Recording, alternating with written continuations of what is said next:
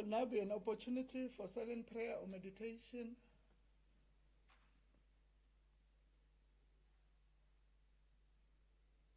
Thank you. May you be seated.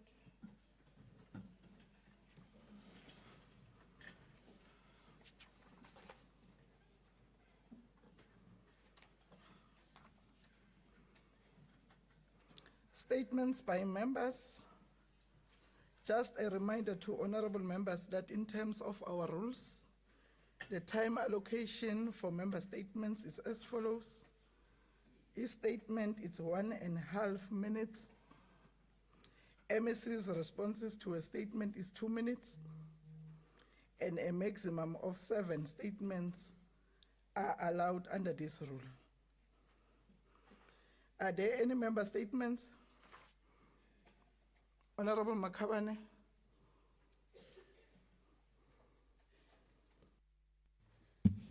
Honorable Speaker, thank you very much.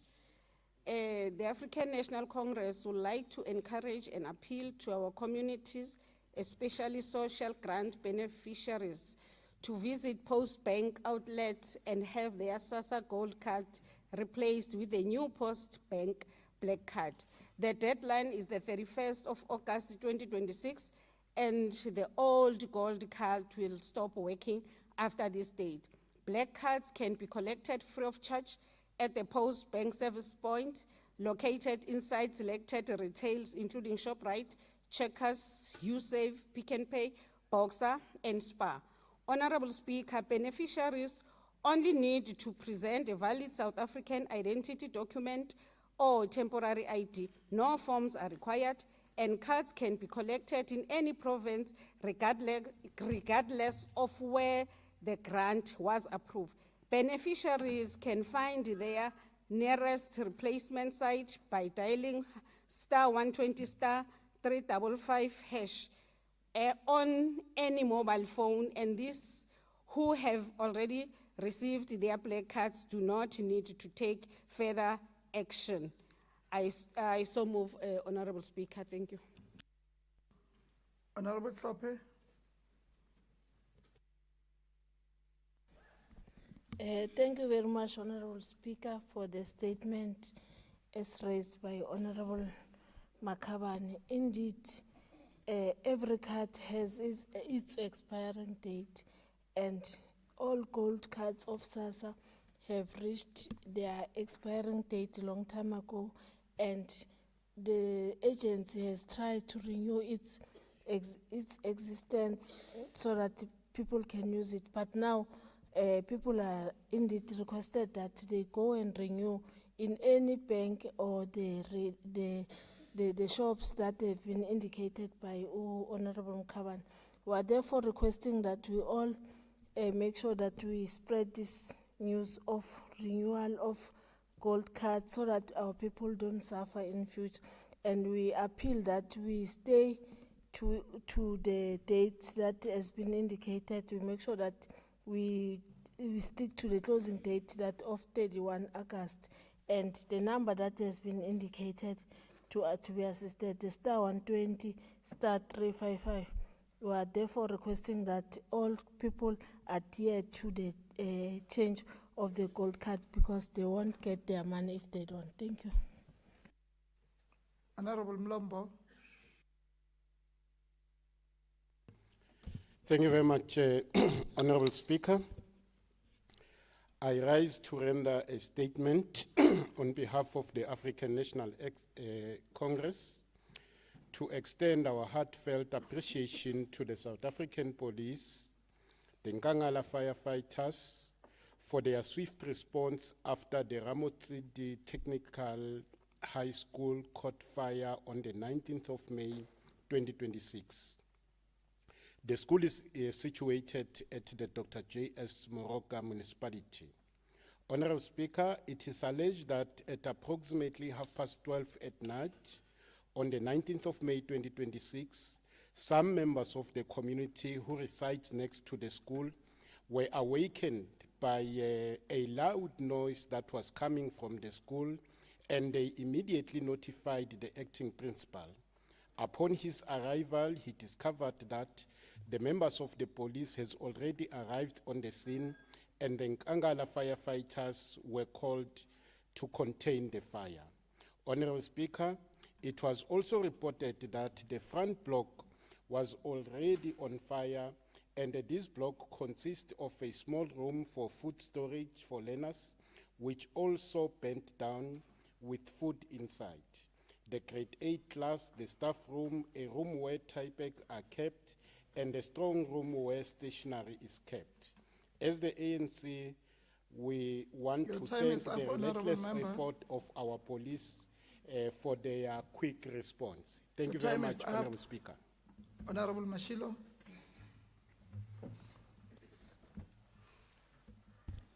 Thank you, Honorable Speaker, and indeed honorable members. Let me welcome the member statement raised by Honorable Mlombo.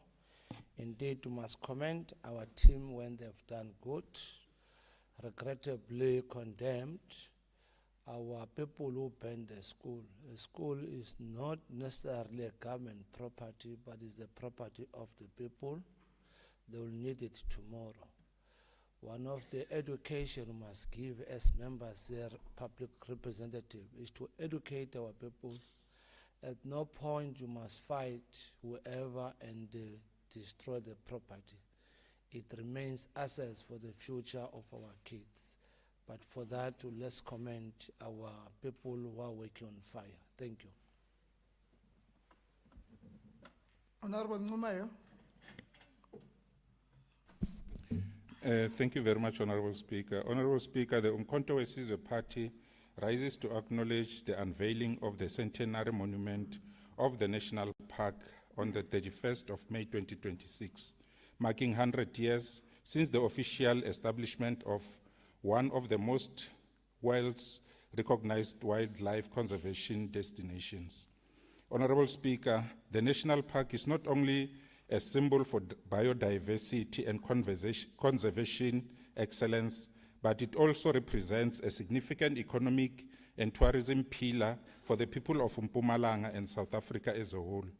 For decades, this historic park has attracted millions of visitors from across the globe, contributing to job creation, environmental preservation, and the development of surrounding communities. The Umkhonto weSizwe Party therefore calls for a new conservation approach rooted in justice, inclusion, and community empowerment.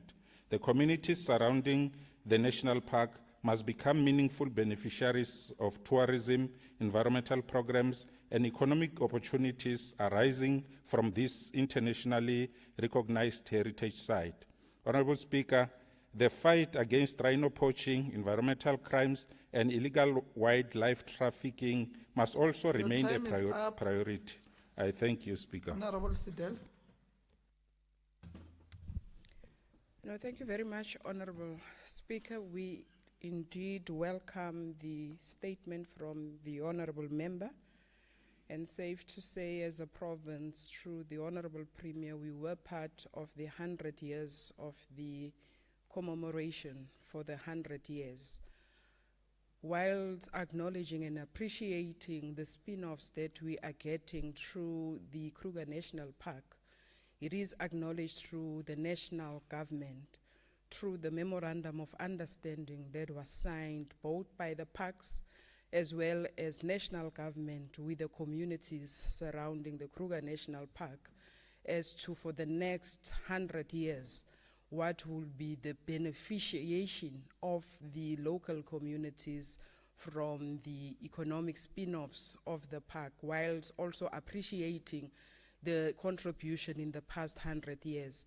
Indeed, I can't agree more with the Honorable Member when the question of the safetiness of our tourists that would visit the park, and also the unfortunate incident that took place where 2 lives were lost, which is another area of intervention through the Honorable Minister in terms of the security, not only around preservation is concerned, but the safetiness is concerned. So we welcome the statement, Honorable Speaker, and we are indeed going to work in a collaborative manner to address all the issues as highlighted by the statement. Thank you very much.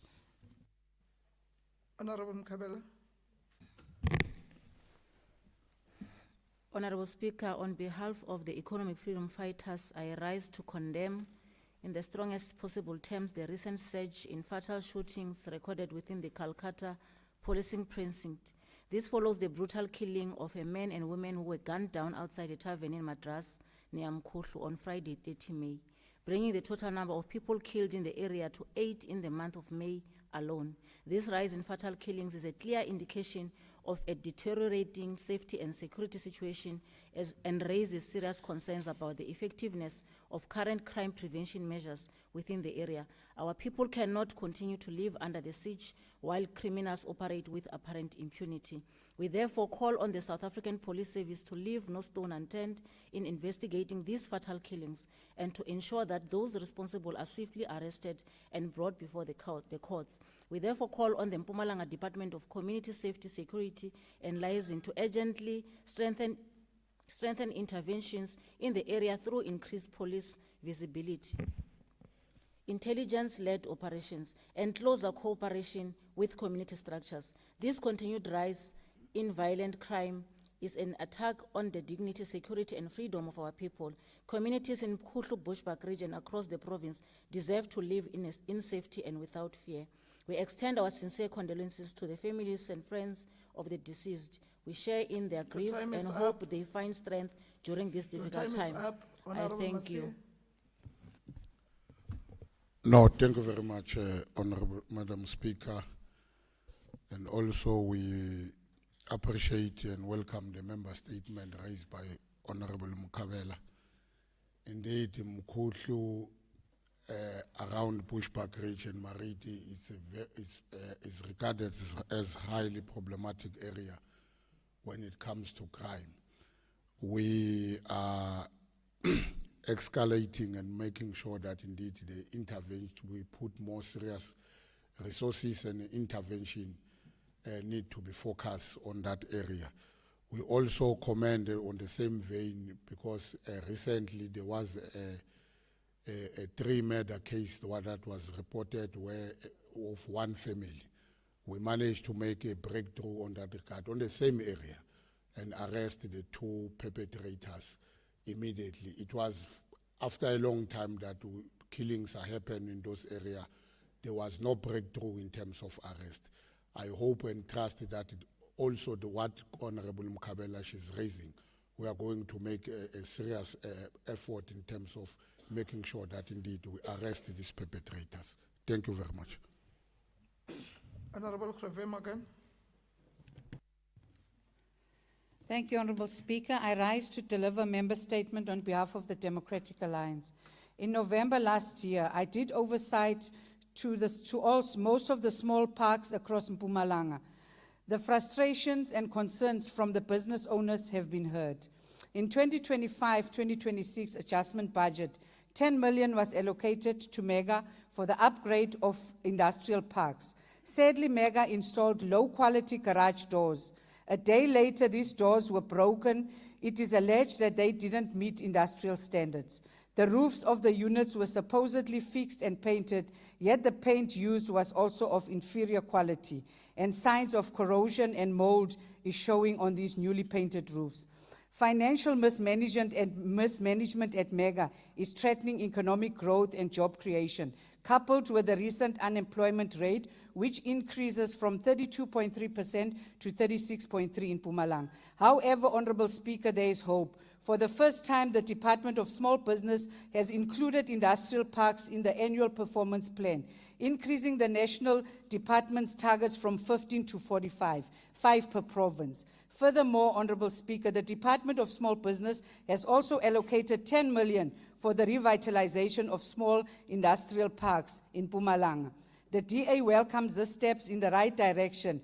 As DA Deputy Minister Honourable James Tole has been working tirelessly to bring change to small business owners in South Africa. Honourable Thank you. Sidel. Once again, Honourable Speaker, we welcome the statement from the Honourable Member. And indeed, working together, we can respond through impactful service delivery and knowing where the target is. I think as a province, together with the 7th administration through its priorities, we have targeted our industries in as far as refurbishment is concerned through collaborations, partnership, and also the support that we are receiving from national government. We are in a position to say our industries are opening for small businesses to occupy the space, employ others so that we reduce the unemployment rate in the province. Notwithstanding the fact that through effective oversight, there would be some gaps in as far as quality provision of services is concerned, but working with the portfolio committee, we will be in a position to redress those and hold those accountable in as far as giving shoddy services to our people. But at the main, indeed, we are a government hard at work and believe that through industries, we will be in a position to open up the economy of Mpumalanga. Thank you very much. Honorable Dlamini.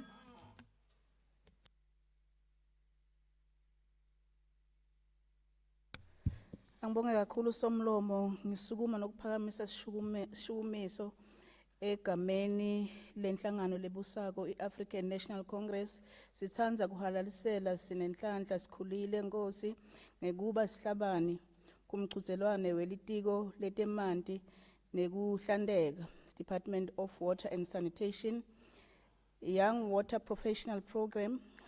Somlomo lomfunzi wemabanga lasetulu grade 11 Estindile High School Kanyamazane ubashaye bonke kulomchudzelwano bewungenelwe ngito tonke tifundza leting9 letilimfica. Lo mfunzi uyobe alibangise event lase Singapore kuyomela live laseNingizimu Afrika kutochudzelwana lo mchudzelwano ongenelwe bafundzi labaphuma kuwo onke emave. Sinenhlanhla uphinze watfola umfundzate loyokhokha tonke tidzingo tekufundzela kuba ngusonjiniyela. Sicela lendlu ihlanganyele ne-ANC kuhalalisela sinenhlanhla Nkosi kanye nesikolo sakhe Istindile. Siyabonga Somlomo. Honorable Speaker. I know what you want to say. No, you don't know.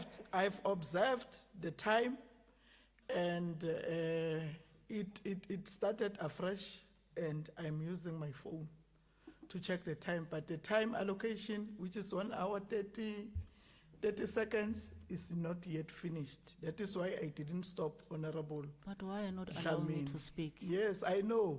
But saw. how do you know? Then I just want to address that before you come in. But how do you know? Honorable Mashilo. Yeah, with Honorable Mukabela, I think we are from both bush, that's why Nyazututi. Yeah, well, Speaker, we welcome le kulumo ibeka umhlonishwa uDlamini. Indeed, masimbongise lo mntwana into ehle kakhulu. We hope other kids will be able to resemble what this child did. As government will always support. That's why we've got the bursaries for the kids that are performing good. Let's wish him well in the greatest endeavors she's pursuing. Thank you very much. Is there any member statement? Honorable Mkhwebane.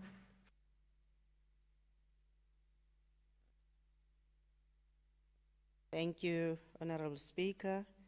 Ngilotshise indlu yonke, ngilotshise uSomlomo, ngilotshise ama-members womkhonto wesizwe. On behalf of umkhonto wesizwe, we highlight the crisis at Tiga Primary School in Bombela, where frustrated parents were forced to blockade the school. The school suffers from severe infrastructure collapse and with overcrowding, unsafe classroom featuring leaking roofs, broken windows. There is a critical shortage of teachers or educators resulting in combined subjects and teachers working outside their specialization.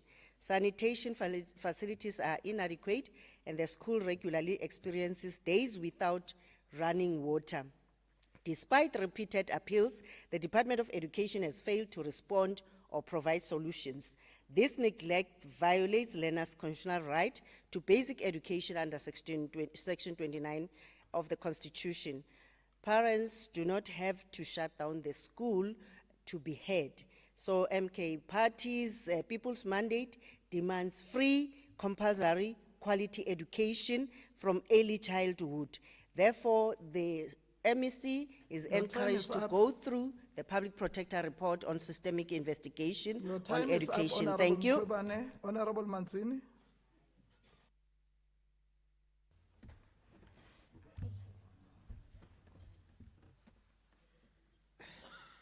Thank you, Honorable Speaker. We note the statement by Honorable Mkhwebane, and we're going to look at the school and make sure that those learners does have access to school. Thank you, Honorable Speaker.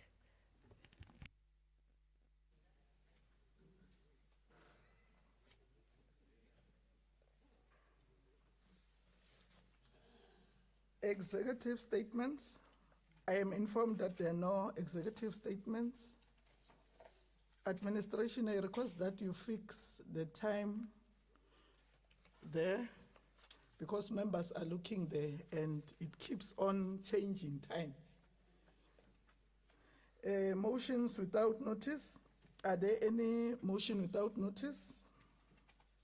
Honorable Skwakwa. Thank you very much, Honorable Speaker. On behalf of the ANC, I would like to raise a motion without notice for this House to note that the 2026 marks 100 years since the official establishment of the Kruger National Park, one of Africa's most important conservation areas and symbolic of South Africa's natural heritage. The park was formally proclaimed in 1926 after the consolidation of the Sabi and Shingwezi reserves. We note the important role played by the communities living around the park, many of whom were historically dispossessed of their land during the creation and the expansion of the conservation areas. Over the years, several land claims have been settled with beneficiaries, communities seeking meaningful participation and equitable benefits from the tourism and conservation activities to the park. Honorable Speaker, we congratulate the Kruger National Park on reaching its 100 years milestone. We recognize the contribution of the conservation workers, rangers surrounding the communities and traditional leaders in preserving the biodiversity. We call for stronger partnership between the government, SANParks, local communities, and the stakeholders to ensure that the conservation and the community development go hand in hand for our future generation. I thank you, Honorable Speaker. The question before the House is whether we agree to adopt. It's a no. No. The motion defeated. Honorable Mhlongo.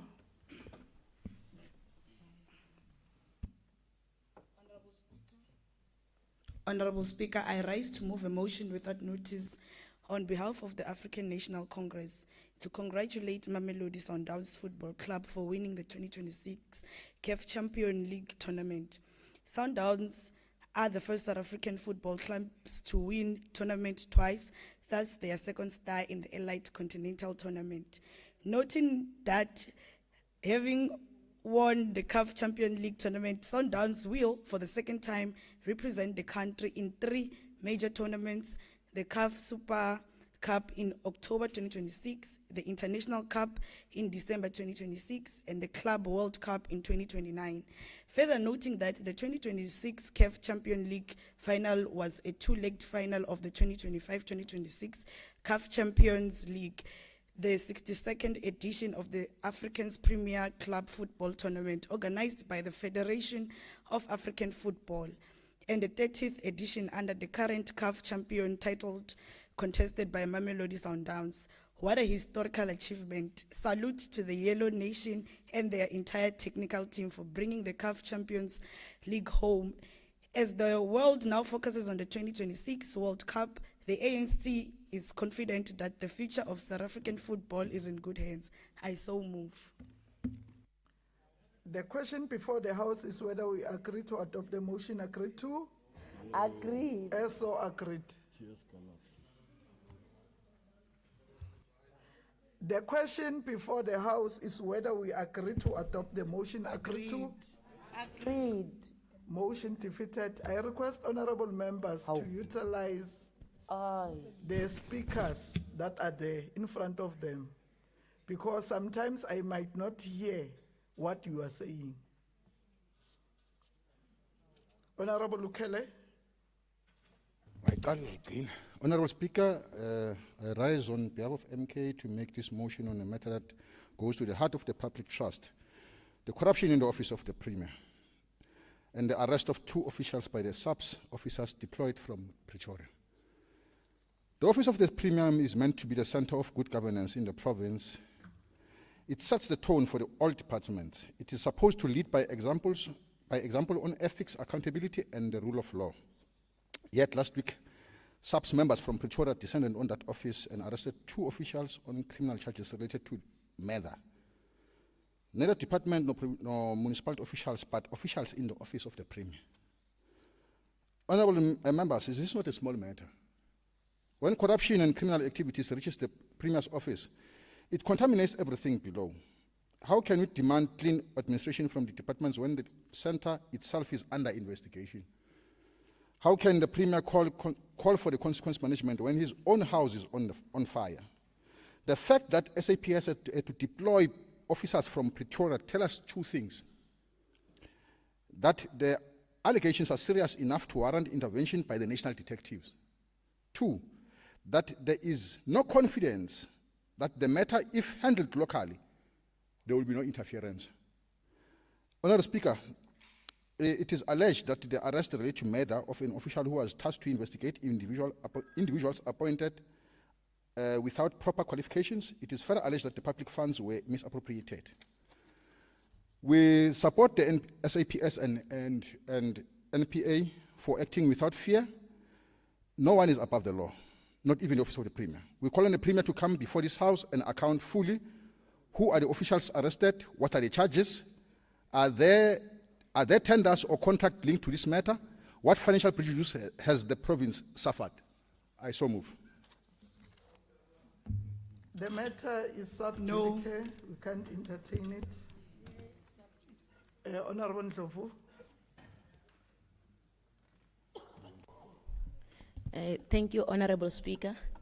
I rise on behalf of the EFF to move without notice that this House notes with great concern that despite commitment made by the Premier Mandla Ndlovu during the State of the Province address to improve the livelihood of people of Mpumalanga and intensify the fight against poverty, more than 51% of the province residents continue to live below the low-bound poverty line. This House further notes that the escalating cost of living and persistent unemployment and limited economic opportunity continues to condemn thousands of families to poverty, hunger, and economic exclusion. Speaker, this House must also acknowledge that the government has a responsibility to create decent and secure employment opportunity that enables workers to support their family and contribute meaningfully to the economy. This House further notes that the thousands of cleaners and gardeners working in government complex and other government buildings across the province continue to be employed through outsourcement arrangement that often denies them job security, decent wages, and unemployment benefits. The EFF therefore calls on the Department of Public Works, Road and Transport to urgently insource all cleaners and gardeners working in the government complex and other government buildings in the province as part of the broader effort to combat poverty, create decent work, improve the living condition of workers, and advance economic justice for the people of Mpumalanga. I so move. The question before the House is whether we agree to adopt the motion. Agree to? Agree. Motion defeated. By who? Honorable Marshall. Start afresh, Speaker. Who defeated it? We didn't even know. ANC agreed.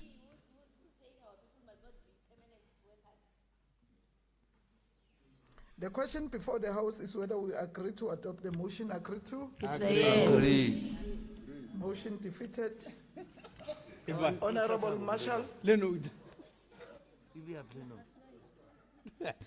Thank you, Honourable Speaker. I hereby move a motion without notice on behalf of the Democratic Alliance that the House notes that the Mpumalanga Department of Agricultural, Rural Development, Land and Environmental Affairs bears responsibility for the development, support, training and empowerment of small-scale gardeners, farmers, subsistence farmers and emerging agricultural producers throughout the province. Further noting that the accreditation of training programs administered through the Mpumalanga Regional Training Trust, as approved by AgriCita, expired on the 31st of March 2023.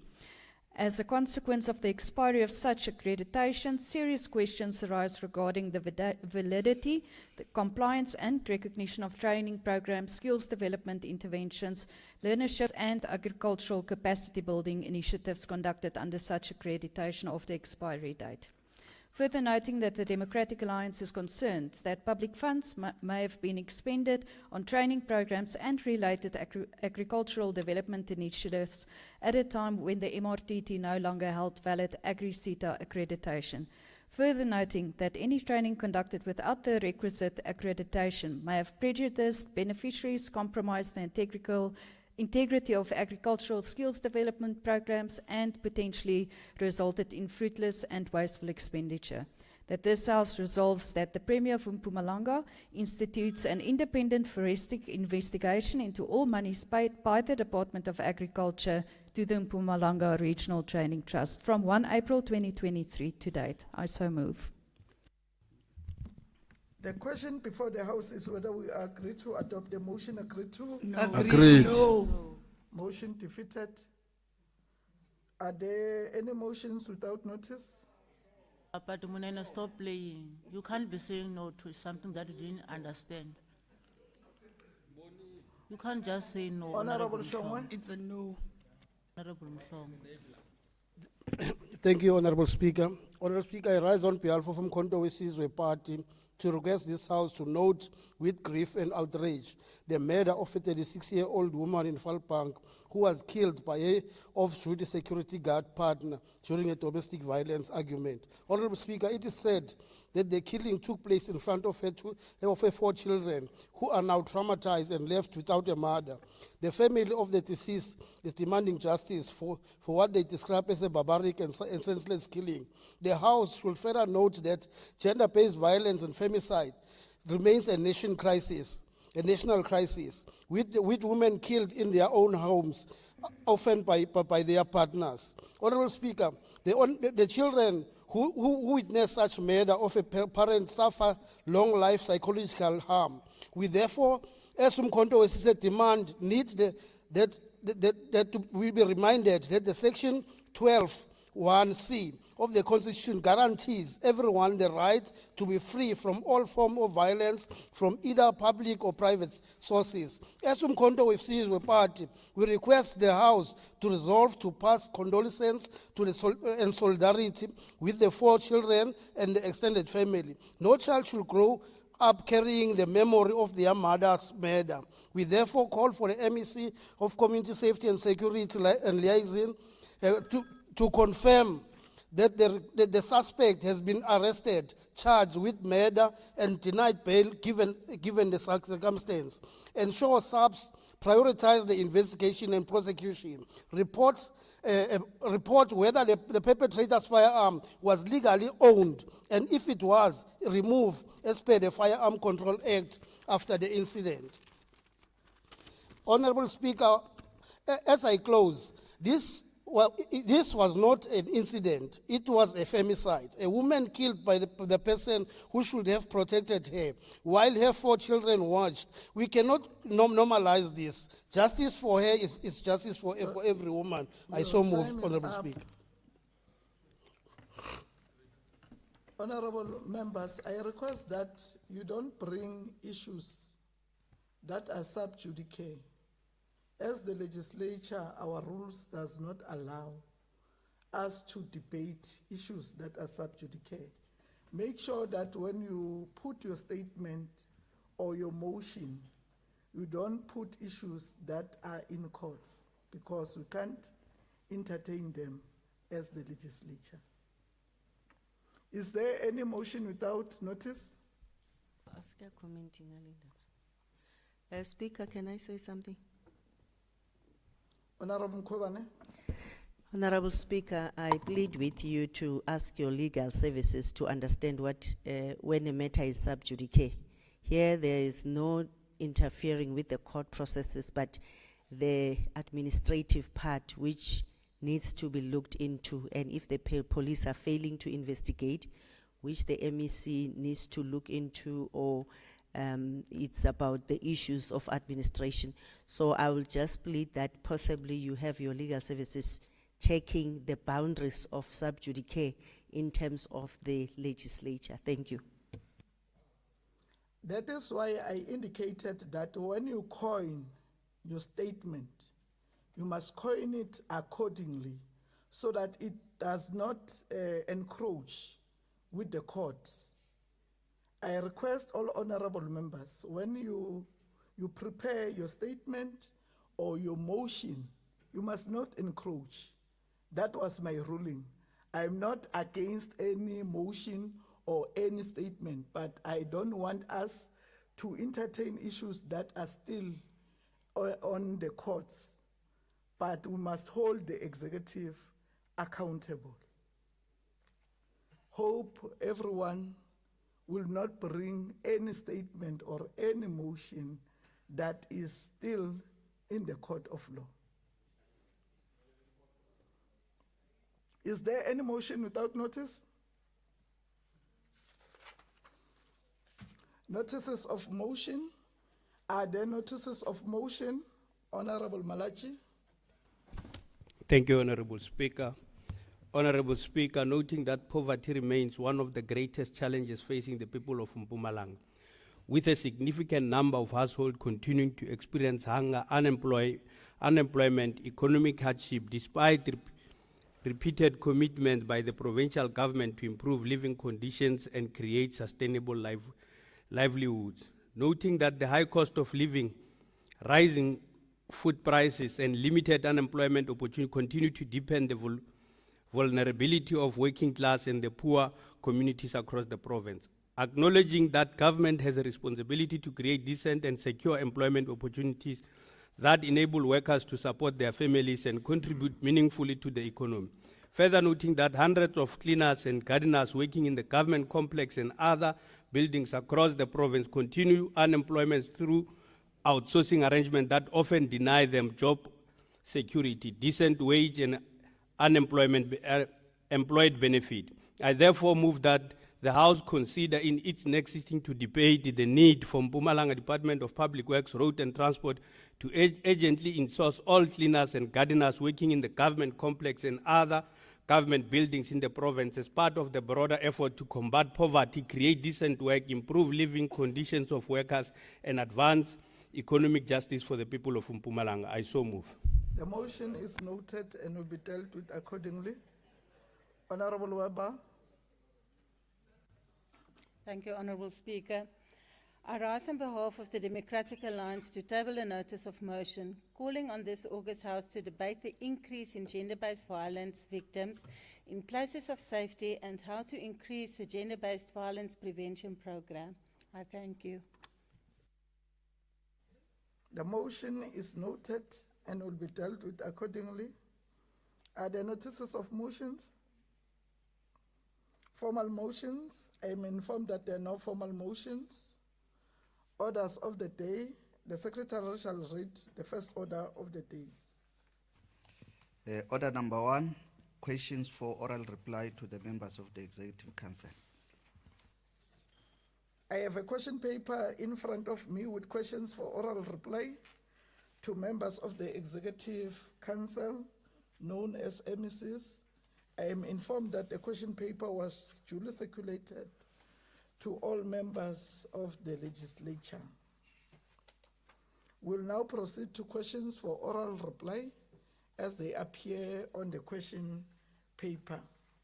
The first question is from Honorable St. Sikwakwa from the ANC to ask the MEC for education, and we have received an apology from Honorable Masina, and Honorable Masina will stand in for Honorable Masina.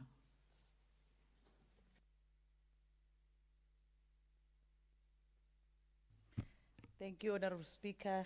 Greetings to yourself and to honorable members. A question from Honorable Lesti Sikwakwa, ANC, to ask MEC for education. Poor infrastructure continues to undermine teaching and learning. Pit toilet and other damaged school infrastructure not only affect academic performance, but also infringe on the rights to education, safety, and health of learners and educators. The first question is, in light of the above, can the Honorable MEC provide a reflection on the state of school infrastructure? The department wishes to inform this House that notwithstanding progress made in the delivery and upgrading of school infrastructure, significant backlog and maintenance pressures persist in a number of schools with adverse implications for teaching and learning. These challenges include aging facilities, inadequate sanitation, overcrowding, storm-damaged infrastructure, and demand pressures in high-growth communities. The department continues to address these challenges through planned infrastructure services, targeted maintenance, the eradication of inappropriate sanitation, and the prioritization of schools with the greatest need subject to available resources. The department conducted an assessment in the 2025-26 financial year, and the outcome of the assessment is indicated as follows.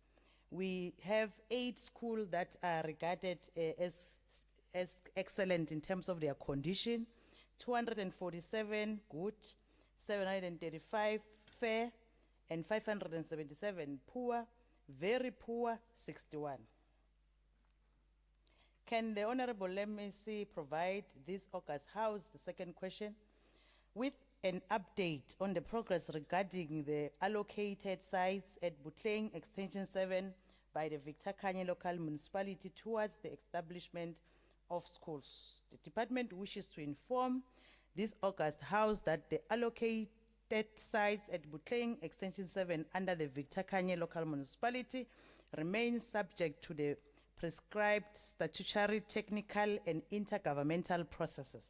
These include land suitability confirmation, town planning compliance, environmental considerations, and bulk services assessment.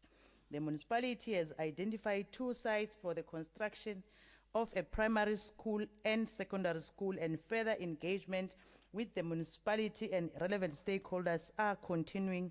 And once all due processes are concluded and the sites are confirmed suitable, the department will proceed with the next phase towards the establishment of the schools. The third question, in terms of provision of sufficient and appropriate sanitation, can the Honorable MEC give an update to the House as to the eradication of the remaining pit latrines? The department wishes to inform this House that the eradication of pit latrine remains a priority under the SAFE program. While substantial progress has been made, challenges persist in some schools, particularly where water supply is unreliable. The department continues to implement alternative sanitation solutions and to work with municipalities and other stakeholders to accelerate permanent intervention towards the full eradication of unsafe sanitation facilities. The Department of Education has no school that is using pit latrines only. However, most schools have a combination of a pit latrine and a waterborne toilet. The department is in a process of eradicating all pit latrine. For the past 3 years, the department provided a total number of 86 schools supplied with sanitation facilities as per our 2024-25 audited annual report. For the financial year 2026-27, the department has planned for the provision of 13 schools with sanitation facilities. The last question is, the Honorable MEC aware that some of the additional mobile units supplied have non-functional air conditioners which compromise a conducive teaching and learning environment in some schools? The department wishes to inform this House that some mobile units have experienced non-functional air conditioners which may compromise the conducive teaching and learning environment, and the matter has been referred for assessment and corrective action, including engagement with the relevant service providers where applicable. The department remains committed to ensuring that all additional mobile units are fit for purpose and adequately support teaching and learning, and the department prioritizes the installation air conditioners in the mobile classroom that come with the delivery of all mobile classroom. And the total number of 224 has been provided to schools, and these mobile units are fitted with air conditioner. Thank you, Honorable Speaker. Honorable Sekwakwa, do you have a follow-up question? No, thank you very Honorable much. MEC, can you please take your seat? Thank you very much, Honorable Speaker, and let me appreciate all the responses provided by Honorable MEC. I'm covered. Are there follow-up questions from other honorable members? Honorable Ndimande.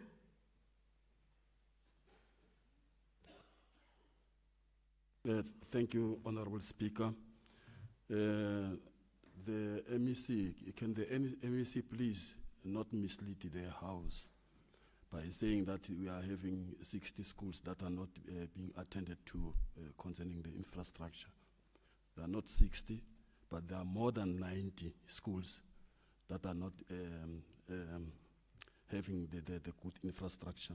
Can the MEC tell us the deadline on when are they going to eradicate all the infrastructure that is not good, like pit toilets and shortages of classrooms? Thank you. Honorable MEC.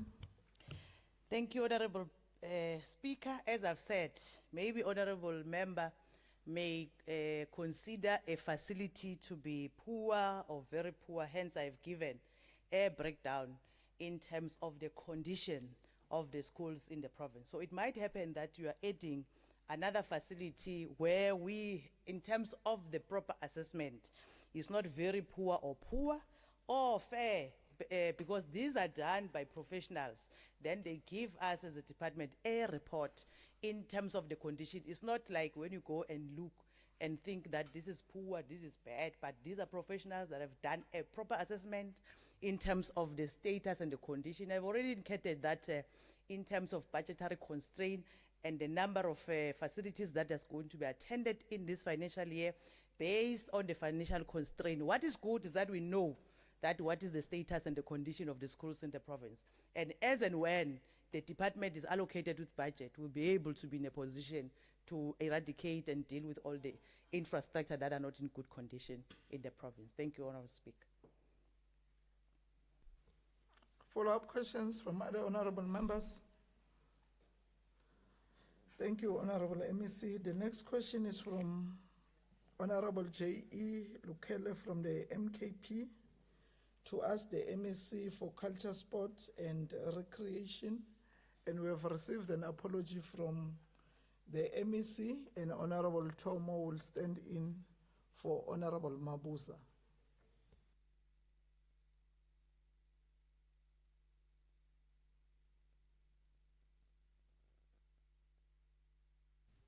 Thank you very much, Speaker. The question raised by Honorable J.E. Lukele from the Mkhonto Wesizwe Party to MEC of Culture, Sports and Recreation, with reference to the Emakazeni Mpumalanga High Altitude Sports Center, a project that has shown zero meaningful process despite repeated promises. The first question: how much public funds have been allocated and spent on this project to date, and what tangible deliverables does the MEC have to show for every single rand? And the response from the department is that the High Altitude Training Center project, aims to create a world-class center which provides international training facilities for various sports codes with performance centers, training and rehabilitation, Faculty of Sports Science, boarding schools for talented young sports people, accommodation, spectator arenas, and community interface. The following are the key deliverables achieved. In 2011, a master plan and budget produced. In 2012, land purchase on portion 3 of the farm, Tweefontein 357 JT, Belfast Emakhazen Local Municipality, main site, EIA approved, building design and inception completion. 2015, registered the High Altitude Training Center as public-private partnership with the National Treasury. In 2016, bankable facility study produced and submitted to National Treasury for consideration, and the following activities were implemented. One is extensive stakeholder mobilization in the country and SADC, of which 3 countries have already pledged their support for the project. 2 is statistics of each code from SADC as part of the requirement for utilization has been secured. 3, memorandum of agreement between DCSR and the Department of Education has been concluded. In 2017, the bankable facility study was submitted to National Treasury. The feedback from National Treasury was that the bankable facility study should improve on market research analysis. In 2019, the Executive Council resolved the department should focus on the implementation of bulk construction service, such as water, electricity, and access road that will serve as a commitment by government in creating an enabling environment and appetite towards attracting private investment. In 2021, construction of bulk infrastructure projects was done in the following phases. In phase 1, supply of pipe materials and special fitting for the High Altitude Training Center section 1, 2, 3, which is delivered in 100%. Bulk water pipeline section 1, 100% complete. Bulk water pipe section 2, 100% complete. Bulk water pipe section 3, 100% complete.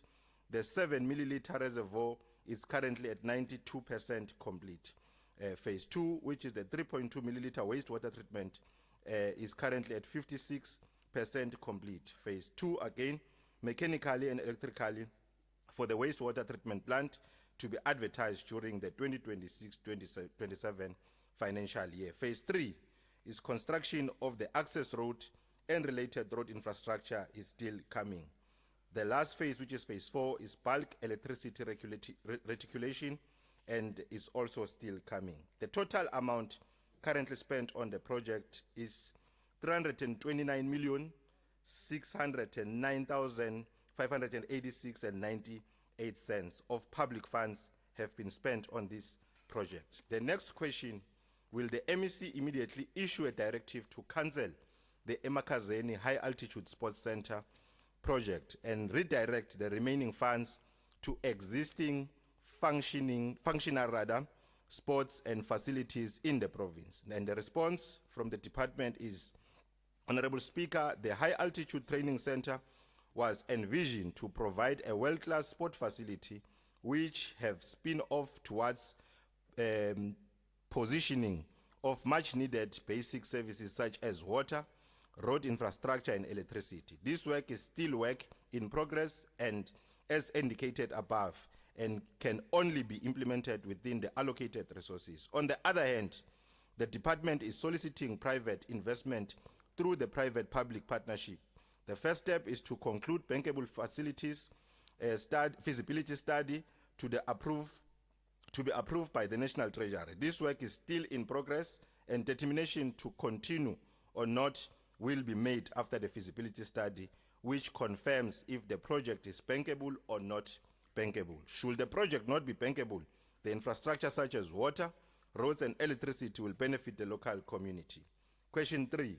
If the MEC refuses to cancel the failed project, will she table a sworn statement detailing every minute, every decision, and every official responsible for this protracted failure? And will she consent to this matter being referred to the Public Account Committee for full investigation? And the response from the department is the department working with the Department of Public Works, Road and Transport as an implementing agent has appointed all consultant, contractors and engineers in accordance with the public service prescript. The project is part of all the programs that were audited by Auditor General of South Africa. Therefore, the department is confident on the work completed. Honorable Speaker, if this project had to be discontinued, it will be the responsibility of the Executive Council, since this is a special project from the Executive Council. The fourth question, will the MEC name every official who have been responsible to the project management of this facility since its inception? And the response from the department is the department officials who worked in this project since inception includes management of the department led by the HOD, that include Program 4, Sports and Recreation Director, Chief Financial Officer, Infrastructure Manager. There were also officials from the Department of Public Works, Road and Transport. The department interacted with the Department of Public Works, Road and Transport through various standing committees that meet on regular basis. In addition, the Department of Public Works, Road and Transport also appointed Afritech engineers for project management. The fifth question, can the MEC further name every service provider, contractor or consultant that has been paid an amount from public funds for this project and provide of what each was paid for? And the response from the department is that the Department of Culture, Sports and Recreation, working together with the Department of Public Works, Road and Transport as an implementing agent, has appointed the following contractors and consulted on this project. The first contractor, it was land acquisition, which was acquired through Emakazeni local municipality, and an amount that was paid, it's 4.9 million. Consultant was IDT Delta and others. The amount amounts to 53,755,090 rand 41 cent. The other is 23,073,003 rand 20. The other is 13,496,213 rand 59 cent. Afritech Projects was appointed on an amount of 61,321,953 and 94 cent. Sizampilo Project was appointed on 34,341,416 and 33 cent. Totobela Trading was appointed on 11,062,690 and 82 cent. Sihle Property Development was appointed on 18,237 and 822 and 50 cent. Madalente Construction was appointed on 21,050,405 rand 20. R40 Construction was appointed on 13,848,143 rand 82 cent. Insiga Construction was appointed on 13,806,745 rand 20 cent. Good Time Civils was appointed on 13,840,090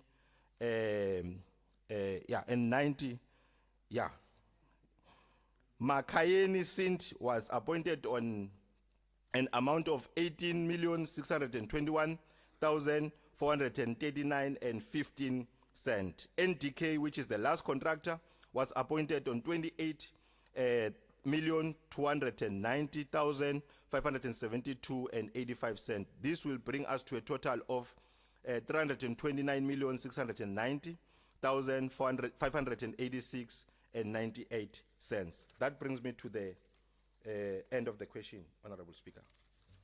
Honorable Lukele, do you have a follow-up question? Thank you, Honorable Speaker. Phew, yeah, no. Iyala lento. MEC. Iyala indawo. Now there's a question, follow-up question, MEC. The 70 million rands, which emanate from the inferior concrete that was used by the contractor to build the reservoir, it's not reflecting on the statement that you just gave now. Can we have, in confidence, MEC give us a clarity to this project as it's now, it stands, with this incurring prices that is over accumulated by the project. What is the plan? Since 2011 till today, that project is not going to see us going anywhere. And I was under the impression it is 324 million that we have spent so far. Then you said plus 5, says 229. So it says this project is not going to get finished. So can you please furnish us with the list of those contractors and those payments? And then can we also just get a breakdown on this 70 million with the case in court with the contractor or reservoir, how far it is? Thank you. Honorable MEC. No, thanks, Speaker. Speaker, may I request that we provide that information in writing through the Office of the MEC for Culture, Sports and Recreation. Are there follow-up questions, Honorable Masango? Thank you, Speaker. Yeah, I also just want to, the MEC have mentioned so many contractors. If on his response that is been in writing, can he or can they indicate which job was each contractor doing so that we know they have been paid so much, they were doing this, they have been paid so much, they were doing this. I will appreciate if that can come to us also. Thank you, Speaker. The MEC will bring that the response within 10 days with the amendments, as you indicated, Honorable Sikaledi. No, thank you very much, Speaker. Honorable MEC, I think we need to give caution again with regards to this project, because definitely it has the potential to bankrupt the government coffers, the provincial government's coffers. The initial amount for this project was 3.8 billion in 2011. Fast forward now, we based upon the report that we've recently received from the department, it is now sitting at the estimated amount to complete this project is 5.2 billion. And that is way above the department's total budget. And definitely it will not be able to circumvent that, even if, as we know that some private partnerships were not able to come in and assist with that. Could we please reconsider this project? And as the question was actually mentioned, that we channel it into other maintenance projects that are literally operational, because the province cannot take that type of damage from the fiscus going forward. Thank you, Chair. Thank you, Speaker. Honorable MEC. No, thanks, Speaker. I'm just not sure of whether the figures are correct that Honorable Scalit is mentioning. However, the Department of Sports, as it relates to issues that infrastructure related, they are battling. Even if we implement libraries, they are battling to pay contractors. But as I've indicated in the responses, that this project, it's a concept that was developed by the Executive Council. Now, it is therefore bestowed upon the Executive Council to either halt or cancel the project altogether, and of course, take the advice to probably assist on other projects. So that is how far I think I can go as it relates to the response from the question raised by Honorable Scalit. Thank you very much, Honorable MEC. Honorable members, I just want to advise all honorable members, when we place questions for oral reply, the Honorable Premier was here last accounting to this legislature with the very same project. Then we must not repeat some of the questions. When we place for MEC, it must be for MEC, and Premier, another question. Because we'll be here dealing with one and the same question. As we move forward, let's guard against that. Can we move to the next question, which is from Honorable N.U. Kambule from the EFF to ask the MEC for Cooperative Governance, Human Settlements, and Traditional Affairs, and we have received an apology from Honorable Nkambule. Honorable Malachi will stand in for Honorable Nkambule. Thank you, Honorable Speaker, and indeed good afternoon to honorable members. Honorable N.U. Nkambule, EFF, to ask the MEC for Cooperative Governance and Human Settlement and Traditional Affairs. Honorable MEC, there is a huge public outcry regarding the shortage of land for settlement across communities throughout the province. Young and old unemployed people are tired of living in overcrowded back rooms in family homes. Packed like sardines, they seek dignity and independence through owning their own homes, where they can raise their children just like other families. Honorable MEC, land acquisition is one of the core functions of your department. As you are well aware, land is critical for both human settlement and agricultural purposes. The integrated housing plan requires the department to secure or procure land for communities and to provide essential services such as roads, reservoirs, electricity, and key amenities, including clinics, schools, sporting facilities, and police stations, to ensure the development of well-established townships. In light of the above, can the MEC indicate to the House how many townships the department has established in the province from 1994 to date, and please provide their names? Speaker, I must say, this report is too long. You'll forgive me if I'm going to take more than what is expected. 1994 up to 5, 30 years. Department has established 91 townships to date within the Nkangala, Gersibande, and the Hlazeni district municipality areas of jurisdiction. Department has also undertaken a township establishment in 24 settlements as part of the title deeds restorations program to ensure the delivery of secured land tenure rights in a form of title deeds. The following informal settlements were subjected to statutory processes as part of upgrading to a full township in Nkangala. Number 1, ERF 6 and 16, Hlanekahle Extension 3, Section C. ERF 4096 and 4098, Hlanekahle Extension 16258-290 and 1443, Hlanekahle Extension 3, Section 1. Presidential Mandela Street Road Reserve, Kwakuka Extension 17.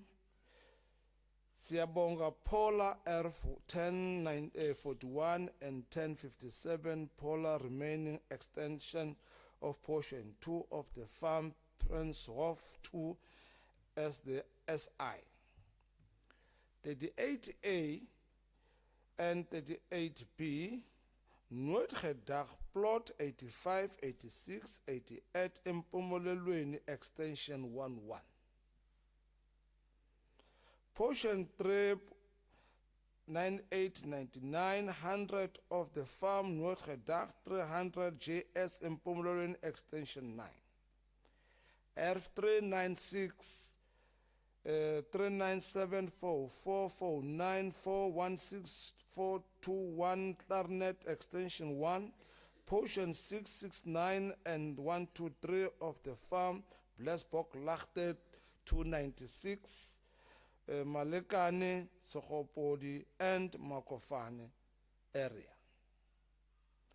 In Pumulon extension 30, Speaker, I'm not sure, yeah, I'm too far, whether I should proceed or I should provide you with the answers for this.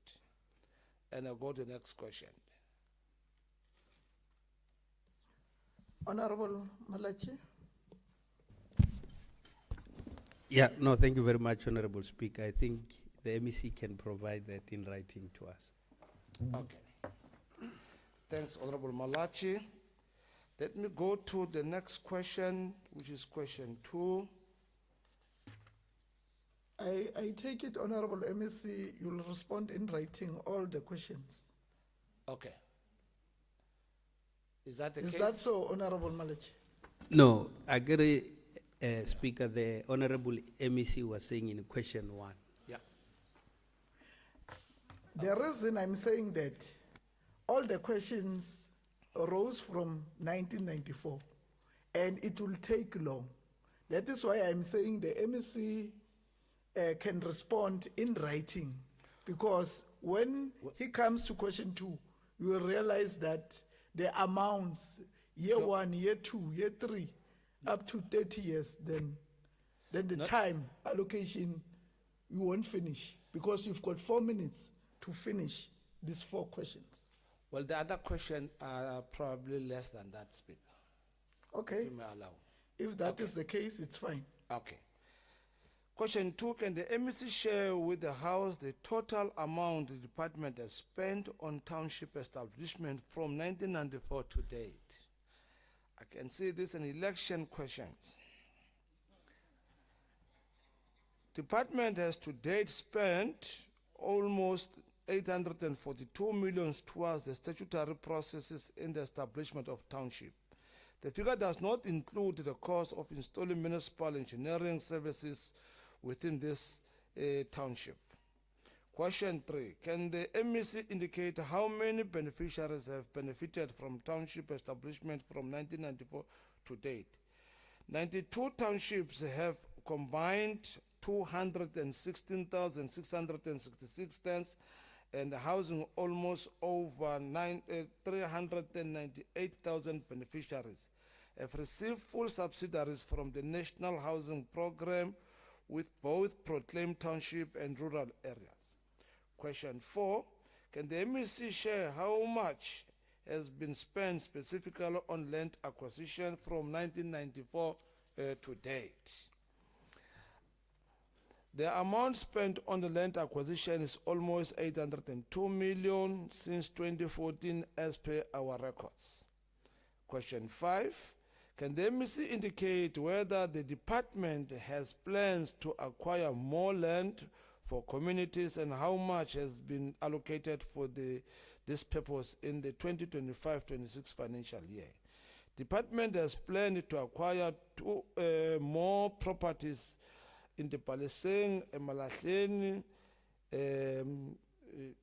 Governing Beki, municipalities, as well as in Bombela.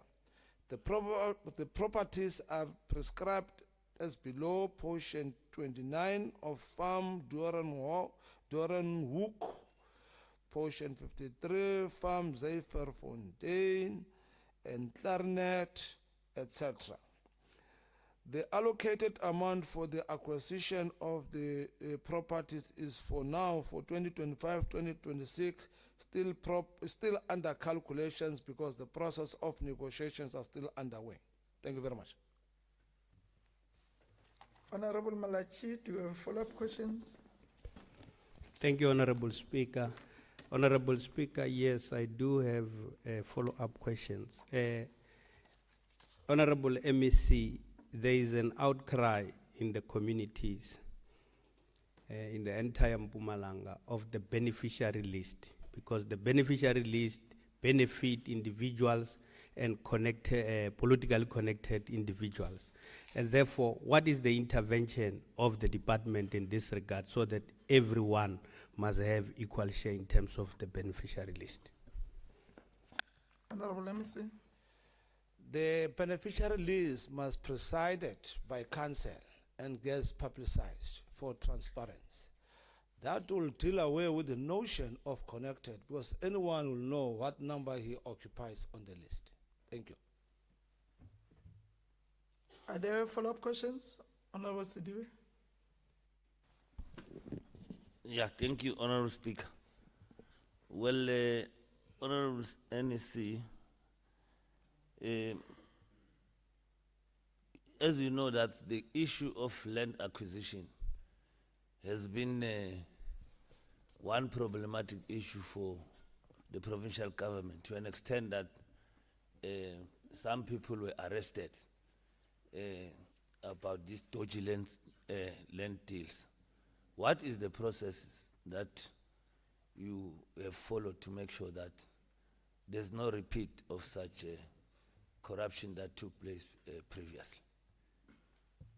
Thank you. Honorable MEC? No, thanks, Honorable Speaker, for the question. Indeed, this process is quite sensitive and quite tedious. What we did as departments, before the land gets acquired, there must be a proper verification of land in terms of the study, geotech, whether that land can be settlable, etc. The amount of the land, is it in line?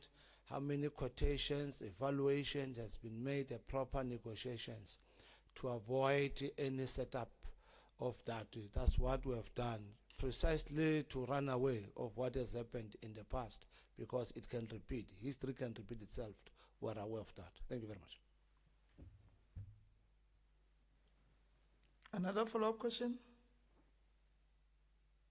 Thank you, Honorable MEC.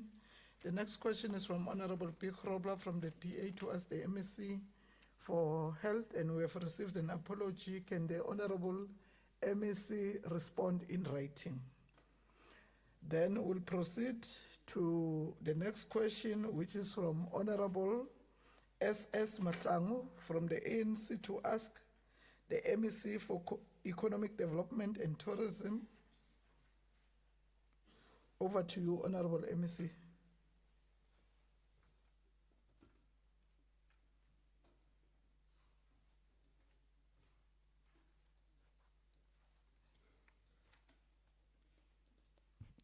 Thank you once again, Honorable Speaker, for the opportunity.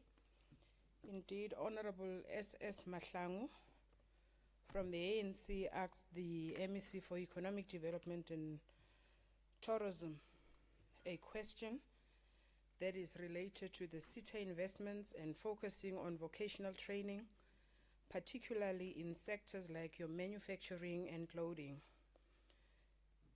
To that effect, the question is as thus: regarding the above statement, can the Honorable MEC share with the House on how do they respond to communities that feel neglected and underserved?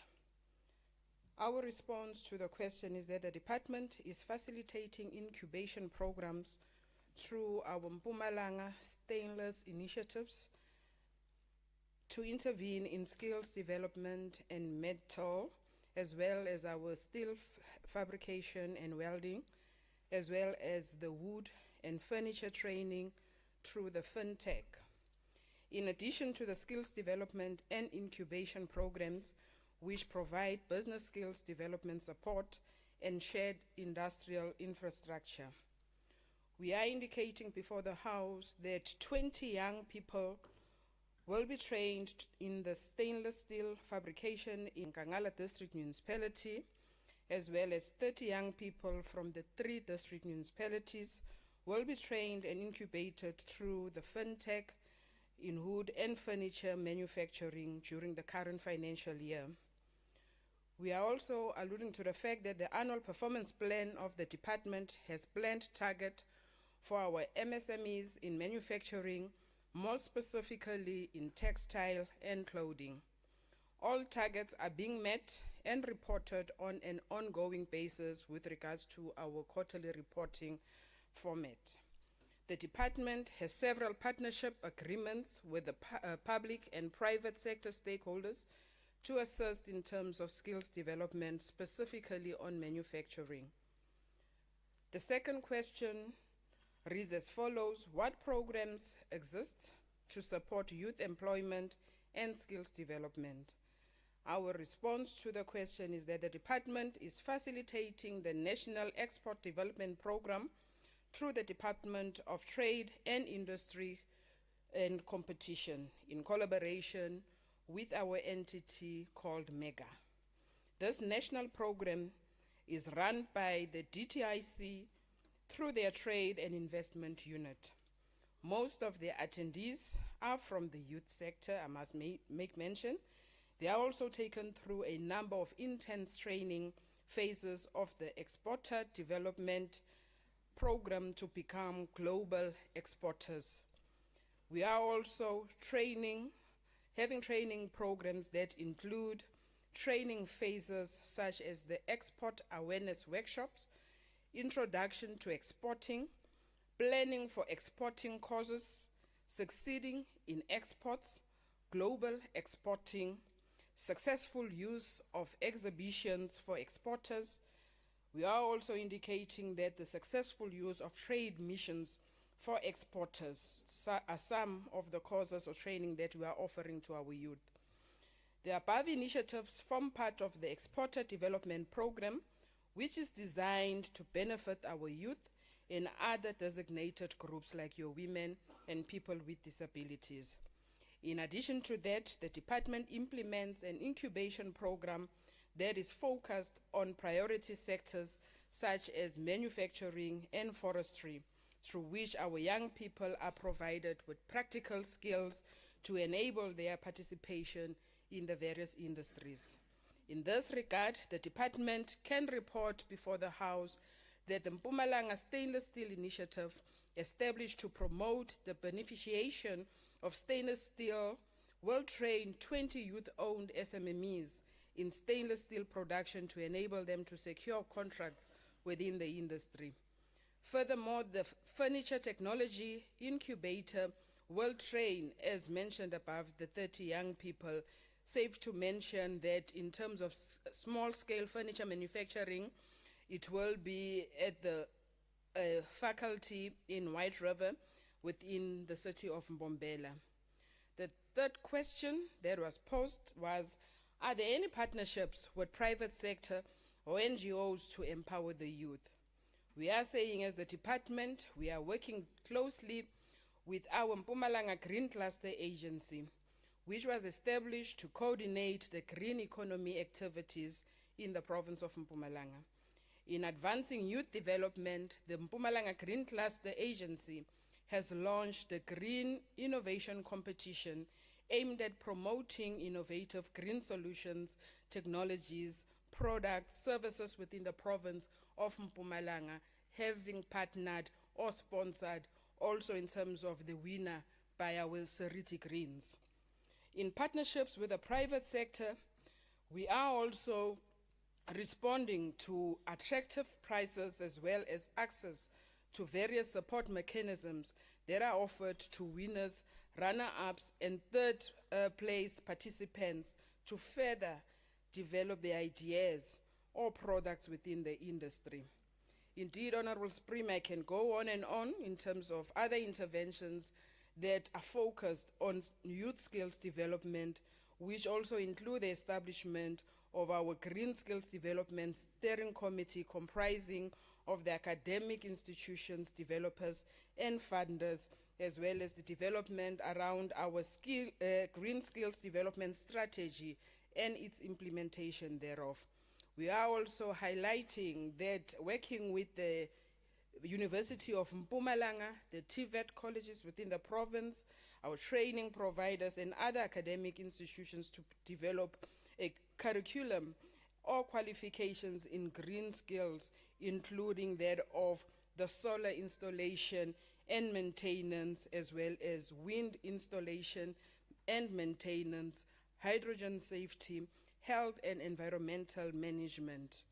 We are also, Honorable Speaker, indicating the support for the development and implementation of the green skills programs for not only our learners, but as well as educators as well, Honorable Speaker. Support for the development and implementation of the green skills, MSMEs, support for the development and implementation of green skills programs, not only for the youth, but for our communities in general, and development of a fundraising proposal to support the implementation of the green skills development plan.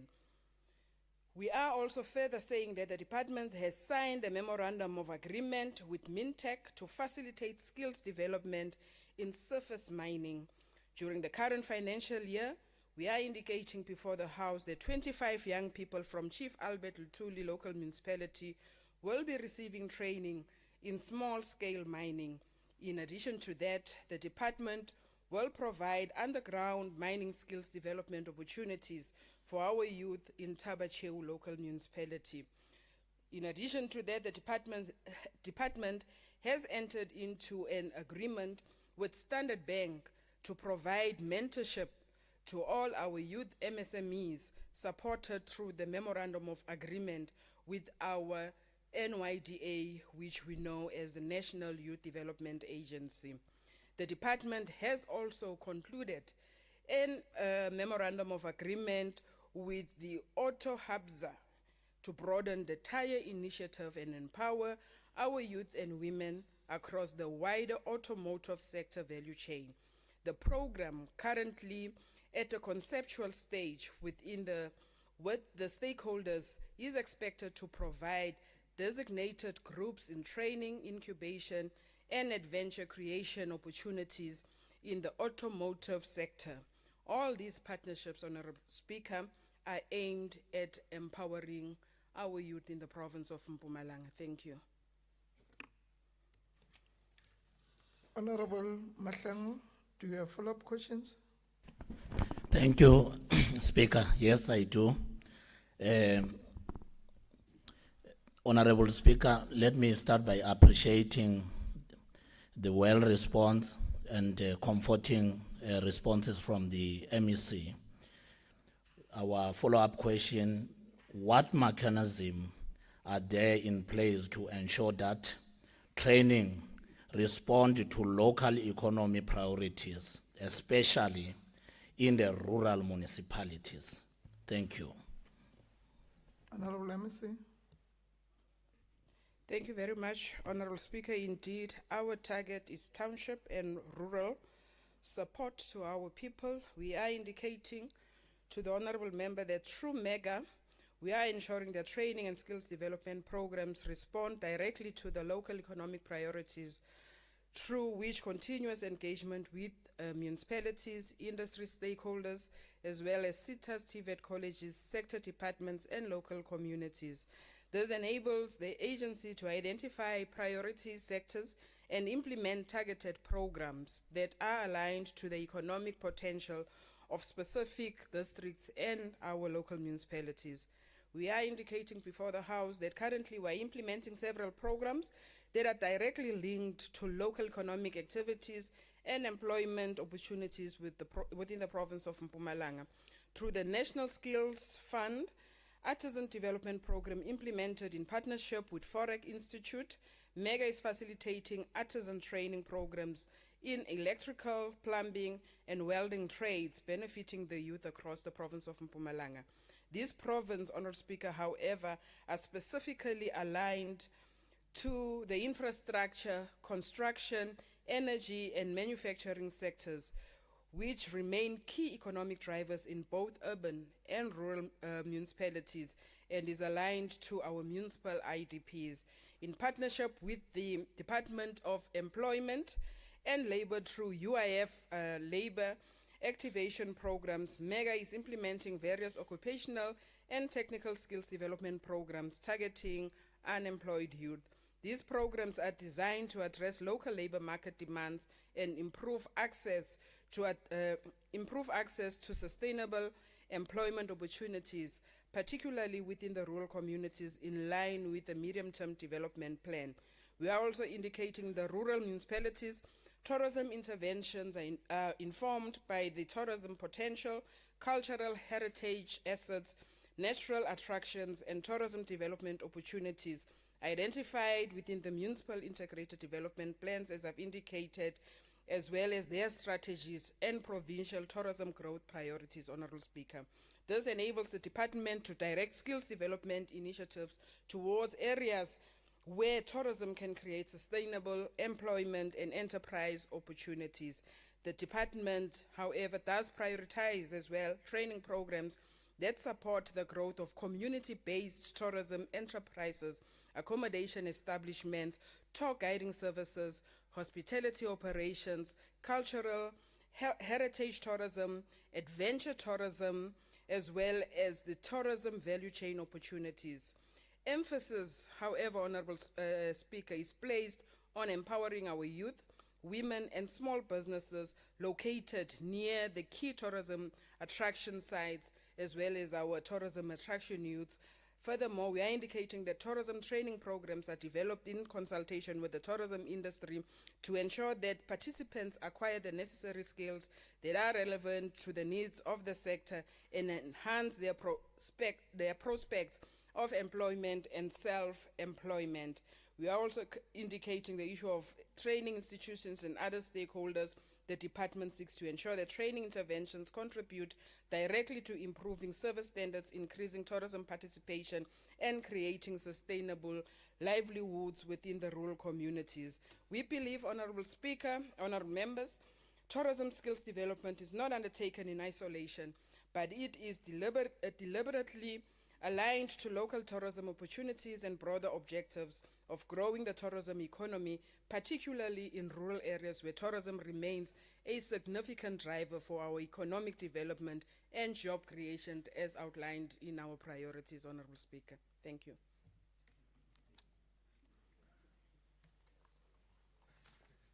Thank you, Honorable MEC. Let me remind members of the Executive Council that you are not allowed to use more than 10 minutes to allow the honorable members with the remaining 5 minutes to do follow-up questions.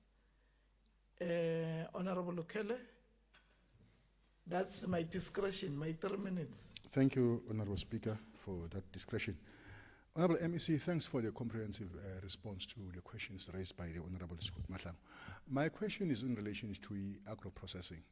I hear there are programs that are there for the young people, but I want to check, does the Department of Economic Development have a program together with the Department of Agriculture which will deal with the agro-processing? Because the agro-processing is a low-hanging fruit for job creation in the province, and we have enough of the natural materials to use for agro-processing.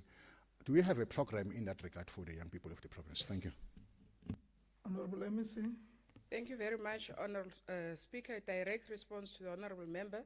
I must indicate that as the Department of Economic Development and Tourism, we are responsible for growing the economy of the province of Mpumalanga.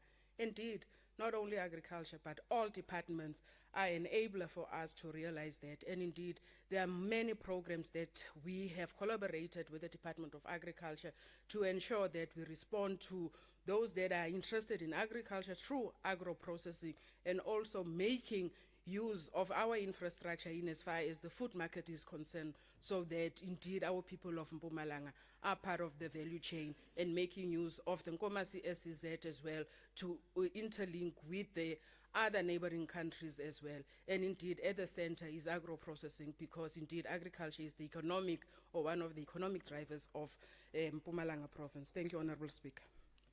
Honorable Marshall. Thank you, Honourable Speaker. Honourable MEC, these vocational training programs, are these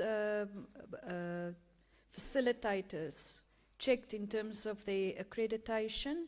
And specifically with regards to your answer, maybe I have a list of all these facilitators, training facilitators. Thank you. Honorable MEC. Of course, Honorable Speaker, we can't invest our resources where service providers are not accredited, but indeed working with the Department of Education, we will respond in terms of specifics where the Honorable Member would want us to come forward with specific interventions and the list of those people thereof. Thank you very much. Thank you, Honorable MEC. The next question is from Honorable M.N. Mhlongo from the ANC to ask the MEC for Cooperative Governance, Human Settlements and Traditional Affairs. Over to you, Honorable MEC.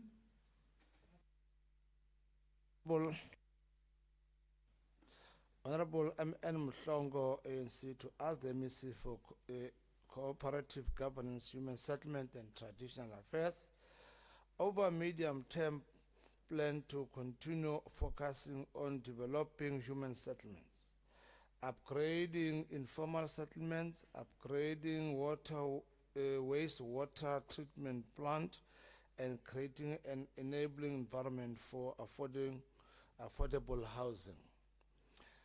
Question 1. Considering the above, can the MEC give an update on the House with the department's plan in addressing the backlog in providing low-cost houses for the 2026-27 financial year in the province?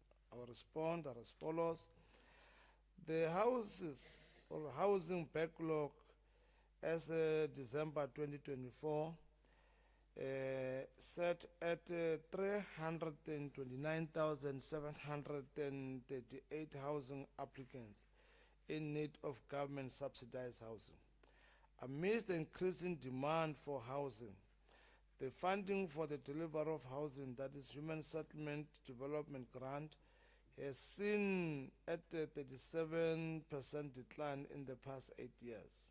As such, there is a decline in the provision of low-cost houses. In the 2026-27 financial year, a total of 1,828 housing units is planned province-wide against a total budget allocation of 389 million. Can the Honorable MEC give a progress in the upgrade and refurbishment of Delmas wastewater treatment works in Victor Kanye local municipality? Delmas water waste service works, that is 10,444, which is about is for the household, and it consists of 2 treatment plants that receive its affluent from the central business district and surrounding communities as well as the industries in the Delmas. It is a conventional plant that was constructed in the 1970s based on the latest as a build drawing provided. The existing plant has a design capacity of 4.5 megaliter a day. A flow analysis was concluded in November 2020, where the flow was measured for a period of a week and the average flow per day was measured to 4.132 megaliter a day.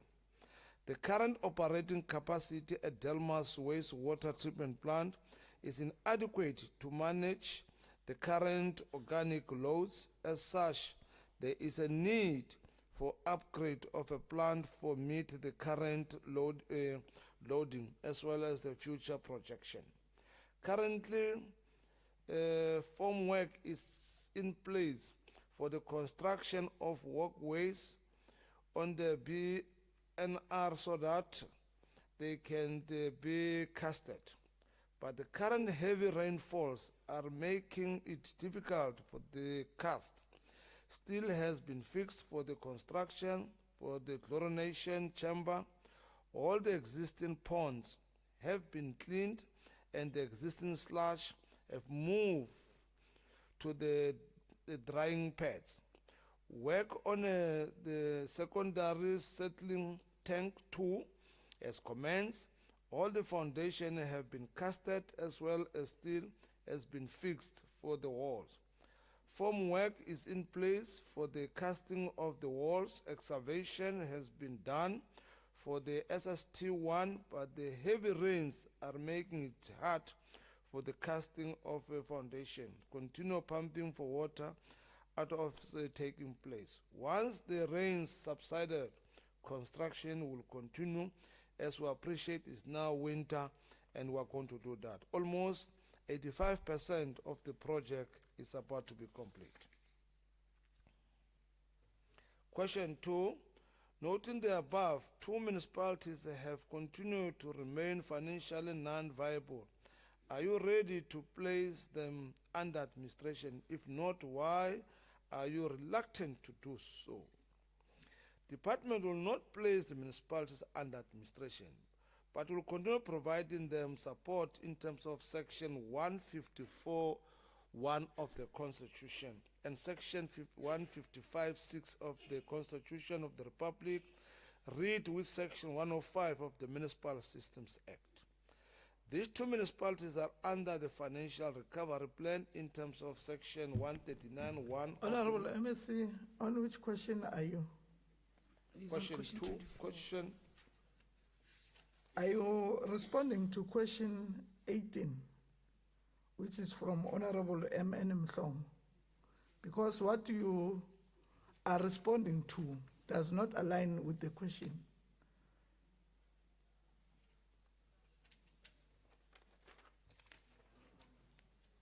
The questions of Honorable Mhlongo speaks about the wastewater treatment plants.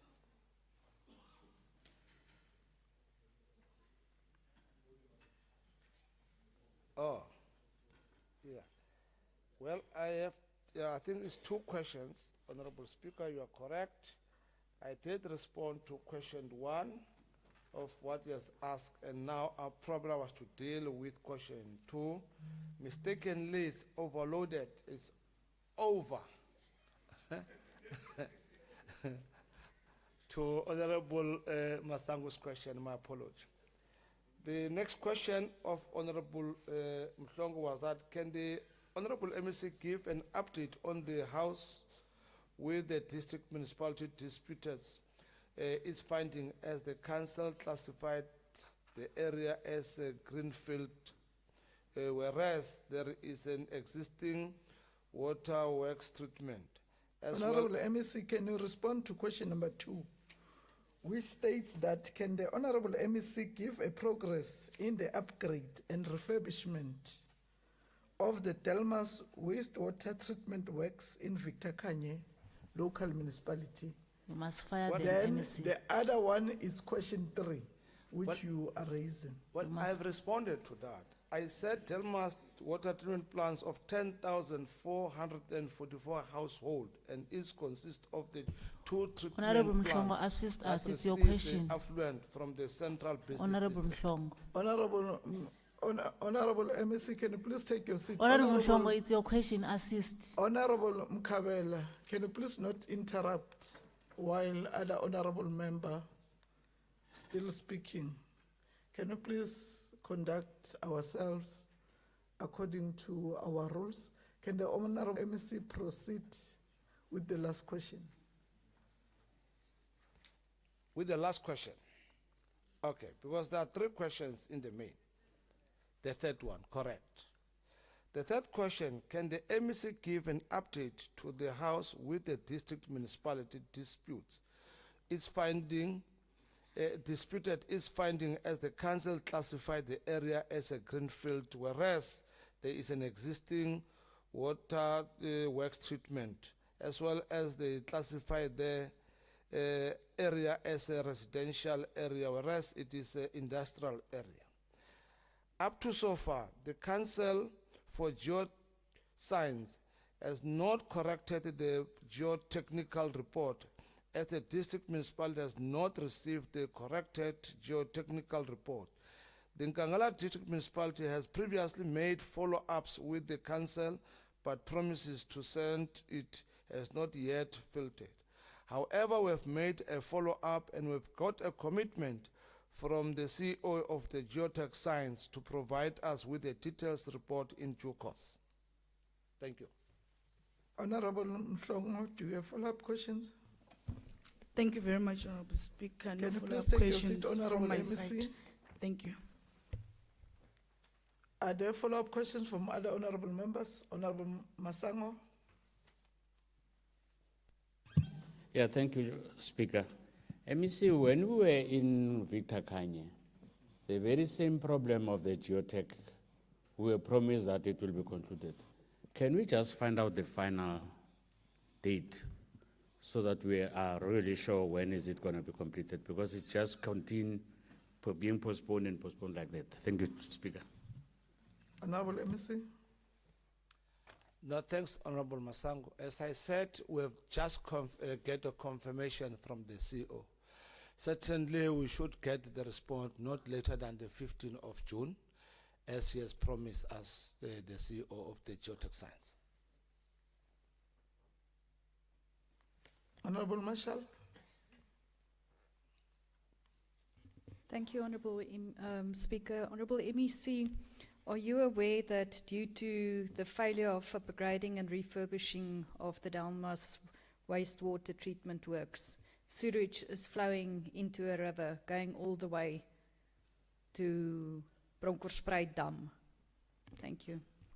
Honorable MEC. Well, maybe it was overflowing. But in reality, we have now started the process of completing the projects almost there. Certainly to avoid exactly what Honorable Marshall correctly said. As we know, there are a number of findings from court for any municipalities that there is sewer flowing into the rivers. And we will attend that matter, because from where we sit, we are almost concluding that project of Delmas. Thank you, Honorable MEC. The next question is from Honorable MP Fenyane, MK Party, to ask the MEC for Public Works, Roads and Transport, and we have received an apology from Honorable Fenyane. Honorable Skusana will stand in for Honorable Fenyane. Thank you very much, Speaker. The Honorable MP Mfenyane, MK Party, to ask the MEC for Public Works, Roads and Transport. The condition of roads across Mpumalanga is a huge point Honorable of contention. Speaker, Honorable Mwela and Honorable Mbuyane, they are making noise.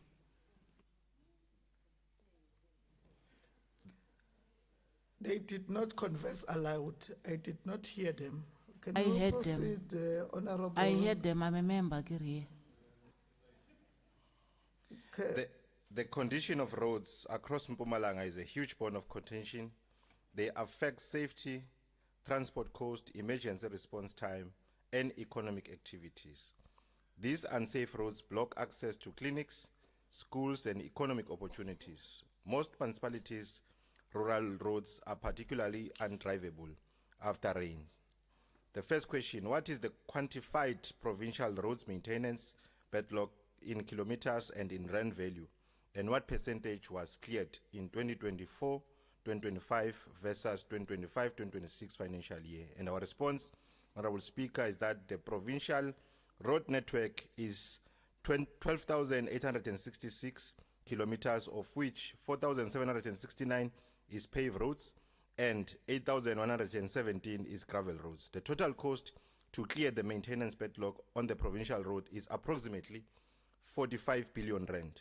The latest condition assessment of the road network indicated that 51% of the paved road network is poor and very poor condition, which is approximately 2,772 kilometers. More than 80%, which is about 6,500 kilometers of the gravel road network, is in poor to very poor condition. The second question: what direct technical and financial support has the province given local municipalities in the past 12 months to fix provincial and regional roads with results? And our response as a department is that the department works closely with local municipalities in the province by assisting with various road maintenance intervention. The cooperation varies for each municipality depending on the needs identified. In some municipalities, the department deploys in its own internal road maintenance team, plant and equipment, and in other municipalities, there's collaboration involves the deployment of personnel, plant and equipment from the department and the municipalities. The collaboration is guided by the Maintenance One Plan adopted in line with the District Development Plan and the department flagship road maintenance program named as or known as Gupunyal 2. The third question: what is the official turnaround time the province commits for potholes, collapsed bridges or drainage systems, and road resurfacing and provincial roads? The department's response is that the department has developed a reporting system and a pothole repair policy that should see potholes and other safety-related maintenance interventions carried out within 72 hours of being reported. However, this has not been possible to put into practice because of the limited budget and the aging road infrastructure. The department does, however, endeavor to respond to all requests as quickly as possible within the resources available. Some of the roads have reached or exceeded their design life and are not longer viable for maintenance. The roads require major interventions which are carried out as and when funding is available. The fourth question, Madam Speaker, how many roads projects stalled due to procurement or contractor abandoning sites? Our response is that a total of 2 projects were stalled. These include the rehabilitation of D1723, Lupisi Road in Pinari, City of Mbombela Local Municipality, and the reconstruction of Road D481 between Egulindeni and Moiplas in Chief Albert Lutul Local Municipality. These projects were delayed due to various challenges from the appointed contractors, which included cash flow and capacity limitation. The department, however, took the necessary steps to ensure that these projects continue to be implemented and completed as planned. The fifth question, what is the province's blacklist?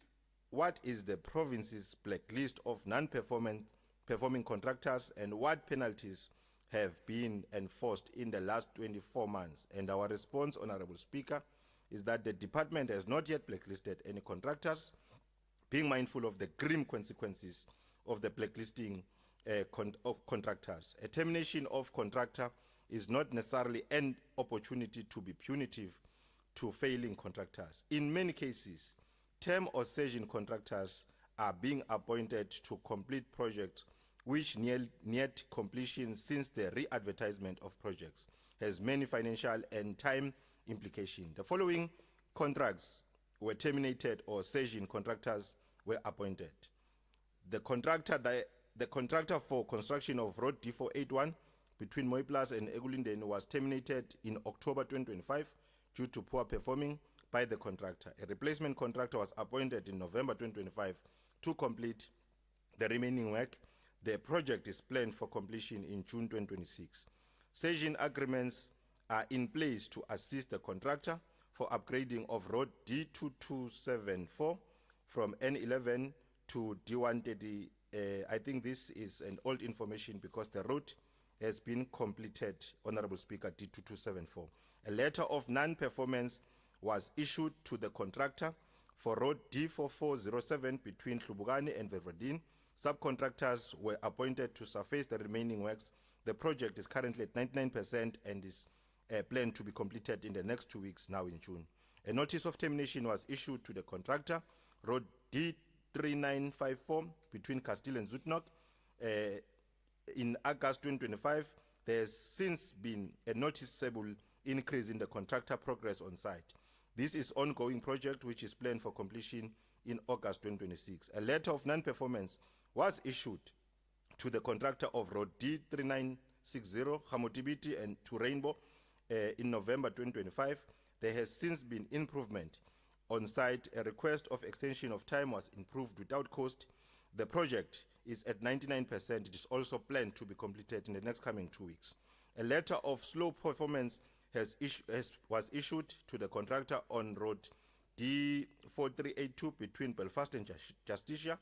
3 sessions agreements have been approved to elevate the contractor's cash flow challenges. The anticipated completion date is end of August 2026. That was the last question, Honorable Speaker. Honorable Skosana, do you have a follow-up question? Yeah, thank you, Honorable Speaker, and thank you to the MEC. MEC, I heard that there are many roads that have been reconstructed, but there's one road that I'm concerned with, is R25, Verena Road to Bronxspruit. On 2015, they've got 193 million to maintain the road and to reconstruct the road. But there's one portion, Verena to Limpopo, That portion is not even maintained or upgrade since the upgrade of 2015. November, they've launched the maintenance. November 2025, they've launched the maintenance of the road at Verena Road for potholes, for the section, the portion that I'm talking about, from Verena to Limpopo. That road is still not rehabilitated as to date. I request the MEC to give confidence in this house. When are you going to upgrade that road, that portion? Because as I can explain, it's only plus minus 15 kilometers from Verena to Limpopo. It's only that portion because of a lot of pothole. And the people that are using that road, there are many trucks that are traveling in that road. And also, is making that the economic development of that of Verena, of the people of Verena. They are not getting enough attention because of the road is always not conducive to drive. Because there are many trucks that are traveling there. From Johannesburg to Limpopo, they are using that road, R25. And also the people that are going to Moria, they are going to Limpopo from Gauteng, they are not able to use that road. But the road from Spruit to Verena, the road is rehabilitated. The people of the Verena, they are happy about that. But that portion of only 15 kilometers, we request the MEC to look on that in terms of the budget is concerned. Thank you, Honorable Speaker. Honorable MEC. No, thanks, Honorable Speaker. I think the request by the member is noted. I just don't want to mislead him, but I know that there's work that we have planned for the maintenance of that particular route. So we will give progress in writing within the prescribed 10 days, Madam Speaker, in terms of what are the details that we are going to be doing, especially as it relates to maintenance of that road. I know that there's something that we have planned as the department. Honorable Scalidi. No, thank you very much, Honorable Speaker. Honorable MEC, through Speaker, don't you think, as the political head now, that we should look to punitive measures now for these contractors that are non-performing? I heard you mention that from the perspective of the contractor, that it's not viable for punitive measures. But when we look at the projects and what they intend to facilitate and what they intend to service, whether it is people getting on time from their houses, if they have to go to a hospital and they're not able to make it because the work was not done properly on the road and therefore they can't get to the hospitals or clinics, or police not being able to get to people on time because the roads are not being maintained properly. And case in point, the road, Bethel-King Ross Road, which has just been maintained. A lot of money was spent there, but it is already degrading. And this was a contract that was paid to do a certain job. Can we not start being more punitive? And it's not coming from a place of not trying to develop small companies, etc. But thinking of the people first. If you are given money to do a job, then you must do it well. And if you don't do it well, you will be punished, and there will be punitive measures that are taken against you. Do you not think that we should start going into that space to prevent this repetitive nature of having session contracts coming in and then getting the same people at a different project to do the same work in a shoddy way again? Thank you, Speaker. Honorable MEC. Thank you very much, Honorable Speaker. Fortunately, coming here in this sitting, I'm from a meeting with the resident engineers of all the roads that were experiencing problems in. One of the decisions which was taken is that we probably need to take that particular posture of blacklisting contractors. But however, when we take this decision, we were mindful of the fact that most of these contractors are black contractors. And as this government, we have a responsibility to grow them and to empower them. So at the sector level, nationally, we have taken that particular decision. It was a directive, just by the way, that contractors that are poorly performing, we need to firstly abide by the contractual obligations that we have with them, issue notices, and align ourselves with all the prescripts in line with your GCC. That is what we are doing. But then we are taking that firm decision to say, moving on from now onwards, we need to blacklist them without any fail, because we can't continue to waste taxpayers' money on people that are not assisting government. So that's the posture which we're taking, working together with the Provincial Treasury and CITP to say, probably moving forward, we need to blacklist individuals that are not cooperating, because there are contractors that are now becoming emboldened and not assisting government in return for the value which we have invested. Thank you, Honorable MEC. Honorable members, let us not make preambles when we do follow-up questions. Straight to the point, because the time allocation, it's limited. 5 minutes for follow-up questions, just straight to the point. The next question from Honorable NP Mkabela, EFF, to ask the MEC for Education. Honorable Manzini.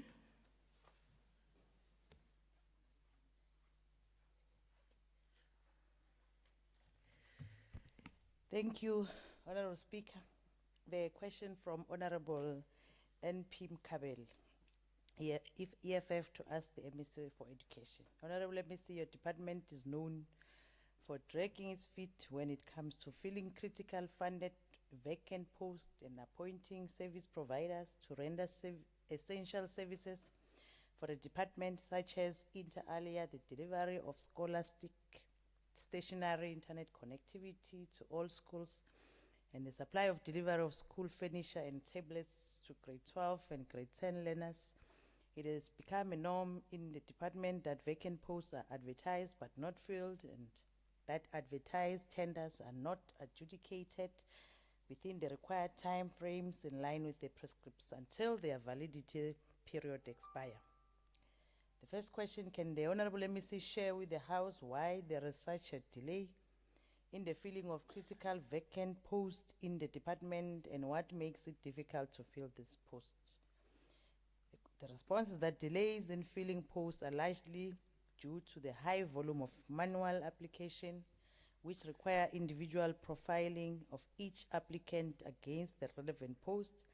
When disputes are lodged, the recruitment process is placed on hold to allow for investigation before finalization. The second question, can the Honorable MEC share with the House why the department keeps tenders for such a long time without processing them and issuing appointment letters to competent and qualifying bidders, and what the causes of this delay? The response is that the following factors cause the delay in appointment process for competent and qualifying bidders: inadequate bidder responses, failure for bidders to submit mandatory document enforcing the restarting of the tender processes by the department, due diligence review. The comprehensive due diligence process caused delays in the final appointment of competent and qualifying bidders, often leading to extension of the bid validity period. Ambiguous requirement on specialized technical bids, ambiguous tender requirements for compliance with industry-specific standards lead to numerous clarification, addenda, and extension of submission deadlines. With that question, can the Honorable MEC share with the House whether this slow pace by departmental officials is not stifling service delivery and inviting audit queries, given that these programs and projects are budgeted for? The other means or alternative procurement process that are utilized by the department, such as participation from other organs of state, procurement through request for quotation, and extension of expiry dates of the current contract, providing goods and service to ensure that the delivery of service related to these delays project is not severely affected, and that the fund budgeted for those projects are being utilized. All procurement processes within the department are being subjected to due diligence processes to ensure compliance and to avoid audit query. The fourth question, when is the department going to deliver the grade 10 tablets, requires school furniture for needy schools and install internet connectivity in all schools, and how far is the process? Can we have a time frame?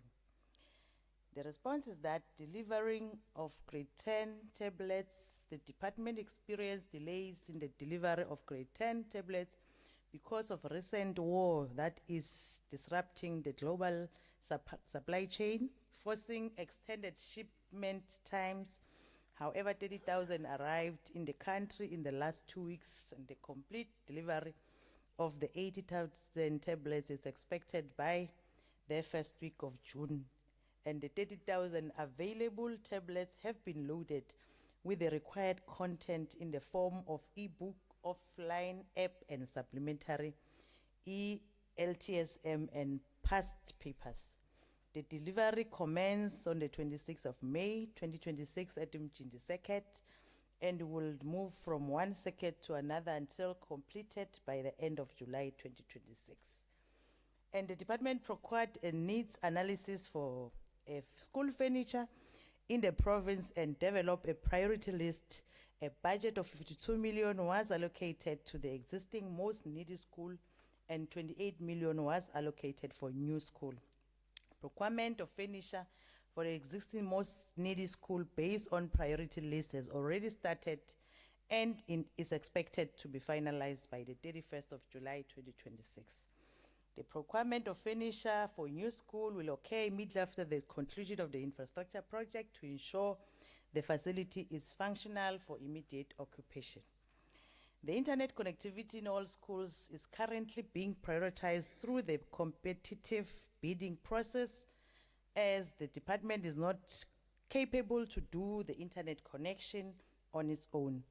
And the tender was advertised in 2025 and the bid evaluation and adjudication processes conducted on the bid to ensure appointment of a competent and qualifying bidder found that the bidders did not comply with the requirement of the specification document. The department has revised the specification document and re-advertised the tender with a closing date of the 29th of May 2026, and the process of bid evaluation, adjudication, and awarding is anticipated to be completed within the period of 90 days. The department is closely monitoring the process to ensure that the timeline of the 90 days is achieved. Thank you, Honorable Speaker. Honorable Mkabela, do you have follow-up questions? Thank you very much, Honorable Speaker. Let me welcome and appreciate the responses read by Honorable Manzini. Honorable Speaker, I won't make any follow-up questions since the MEC is not in this meeting today, but I welcome the responses and will request that the Honorable MEC relay this message that I request the response, the last response, to be forwarded to our offices. Thank you. The very last one, Roman figure 4. Thank you so much. It must via the office of the Speaker, not Yona to the leyo, offices. you're right. Are there follow-up questions from other honorable members? Honorable Ngumayo? Thank you very much, Honorable Speaker. Based on the first response from the department, question number 4, I just want to check whether the 80,000 tablets that now we blame the US and the fights in the European countries, the 30,000 that are here, what criteria is the department going to use as to which school is better than which school on the distribution of these 30,000 as we are waiting for the 50,000? Thank you. Thank you. I thought it was covered by the Honorable MEC. She said they will go circuit by circuit, unless I did not hear you. Yes, Honorable Speaker, you're correct. We said we started at Umjindi, and from that circuit, we'll move from one circuit to the other. Of course, you can't go to all the circuit at once, but what is going to happen is that the 80,000 is going to be delivered to all the schools, just that you must start somewhere.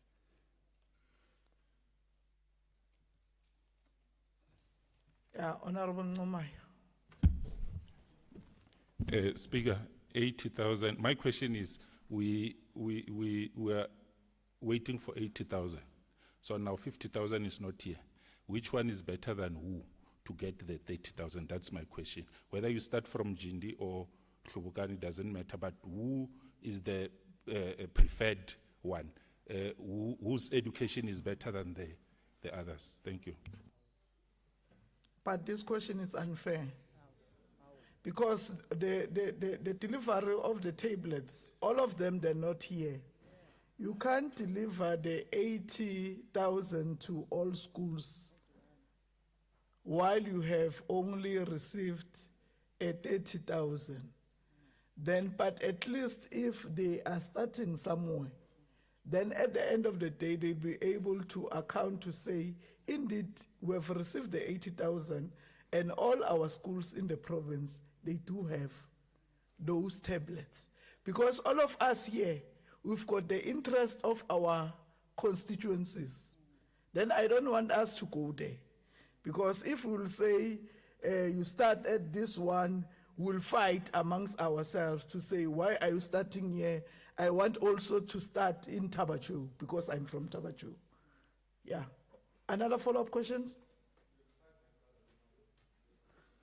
Thank you, Honorable MEC. The next question is from Honorable TMJ Grovier Morgan from the TA to ask the MEC for Economic Development and Tourism. Over to you, Honorable MEC.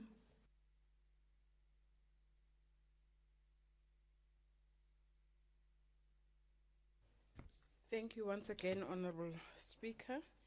Indeed, a question was received from Honorable Javier Morgan with regards to the financial and physical state of tourism in the Mpumalanga province.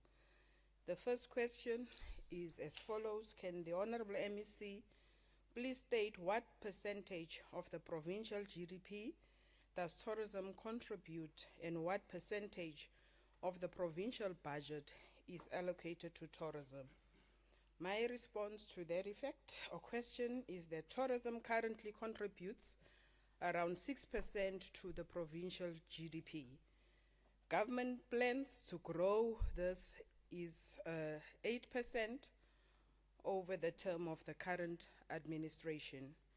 The Tourism Development and Marketing Program within MTPA has been allocated a total budget of 39,351,000 for the current financial year, which is 26 and 27. And honorable members will agree with me, it is not going to address the challenges that are faced by our tourism sector, particularly on sites that are being managed by the province with regards to tourism attraction sites, as well as our 17 nature reserves. In terms of the budget, how we then augment, it is just 4.5 million that we have allocated in terms of the APP to respond to the tourism sector. Indeed, we are looking into more collaborations and partnerships to address all these challenges that our infrastructure is faced as a province. We are also indicating, Honorable Speaker, that tourism is a key economic and job driver in Mpumalanga and found in all economic sectors. It is quite challenging to determine the tourism industry's contribution with regards to our GDP. Tourism is not measured as an industry on its own in the national accounts, Honorable Speaker, because tourism is not clearly defined as an industry in the international standard industrial classification of the economic activities.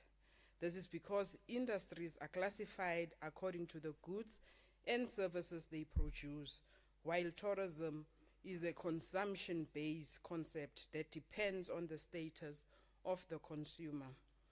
The second question is that can the Honorable MEC state what percentage of Mpumalanga's workforce are employed by the tourism sector? As indicated, Honorable Speaker, on my response earlier on, the results from the three simulations of the department indicate that tourism in Mpumalanga has relatively modest direct impact on both the economic output and employment. Simulations suggest that tourism's direct contribution to Mpumalanga's employment is between 4.6 to 4.7%. When indirect and induced effects are included, the total employment contribution is very likely to be somewhere between 6% and 8%, underscoring tourism status as Mpumalanga's priority industry or sector. The tourism sector is a key employer in the province, and it contributes significantly to job creation. It is estimated that tourism supports approximately 7 to 12% of the total employment in Mpumalanga province, including direct employment, which is around your hospitality, lodges, and tour operations. Indirect employment around issues of transport, retail, and services. Induced employment through our value chains. The sector therefore remains a critical driver of inclusive economic growth. The third question, can the MEC state, with regards to tourism's contribution towards the provincial GDP, why these sites and roads are not prioritized with continuous maintenance? Our response to that effect is that roads leading to our tourism sites are prioritized for rehabilitation and maintenance through the Provincial Tourism Think Tank Forum, which of course is a private sector partnership. The Department of Public Works, Roads and Transport serves as a member of the forum, which sits on monthly basis. Through this forum, SANRAL is also being engaged to take over some of our roads along our tourism routes. The fourth question, can the MEC state how much of the provincial budget in our 2026-2027 financial year has been budgeted for the maintenance and our road repairs in the tourism sites? Our response is that an amount of 37,164,000 has been allocated for the current financial year, which is 2026-2027, for the maintenance and repairs of tourism sites within our provincial nature reserves. This allocation is strategically aligned to the systematic maintenance, refurbishment, and the optimization of the tourism infrastructure as a core intervention to enhance visitor experience, protect public assets, and improve revenue performance. The budget will be applied in accordance with the following infrastructure maintenance categories. With regards to the routine and preventative maintenance of infrastructure, there is an allocation of 4.1 million.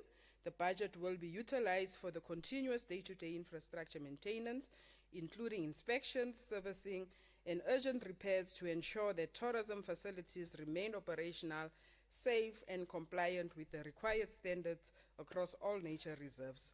And two would be around the design and upgrade of the priority infrastructure, an allocation of 4 million that would look into infrastructure upgrades that would include your bulk water infrastructure and reticulation upgrades at the Manyeleti nature reserves. Also infrastructure improvements at the key tourism attraction sites around your Blader River Canyon nature reserve, such as the Boekslak potholes and the 3 rondables. And completion of the ongoing capital projects, which is sitting at 29 million. The allocation further provides for the continuation and completion of the projects carried over from previous financial years.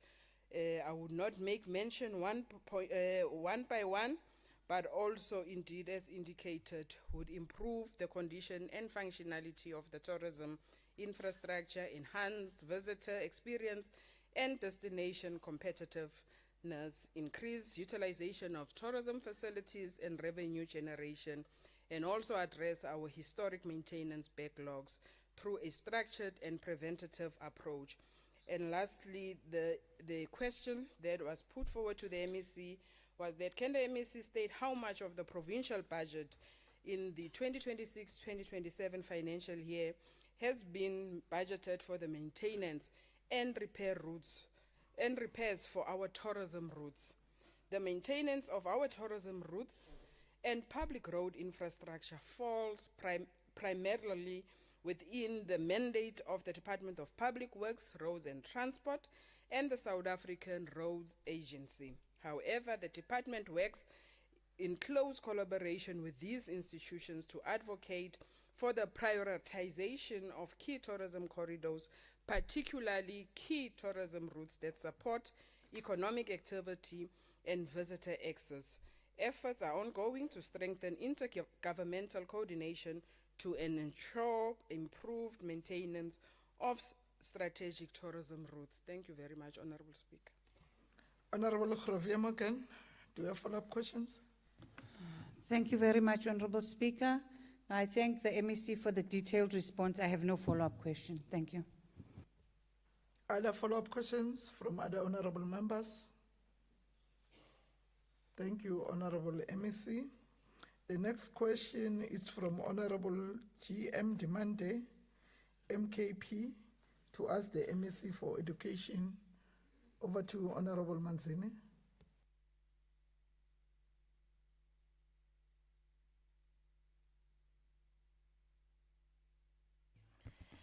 Thank you, Honorable Speaker. The question from Honorable J.M. Demande, MK Part, to ask the MEC for education. Section 29 guarantees the right to education in a safe environment, yet many schools have dangerous structures, cracks, walls, leaking roofs, and collapsing toilets. No safe scholar transport due to road condition, no fencing, exposing learners to crime and stray animals.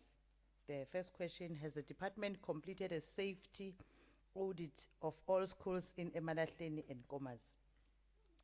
The response is that the department wishes to inform this House that school safety assessments are undertaken as part of ongoing oversight and risk management processes. In respect of Emalahleni and Komas, the department continues to work with the relevant district structures and stakeholders to assess safety condition and identify schools requiring priority intervention.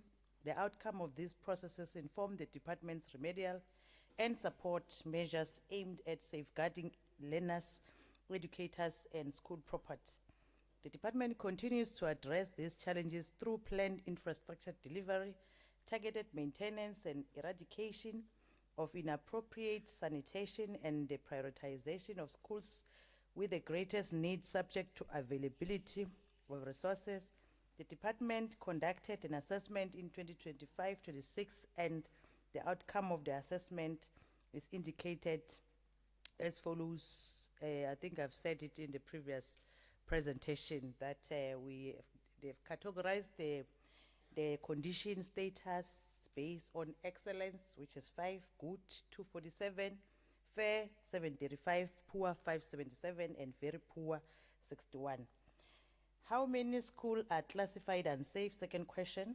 And where is the list published?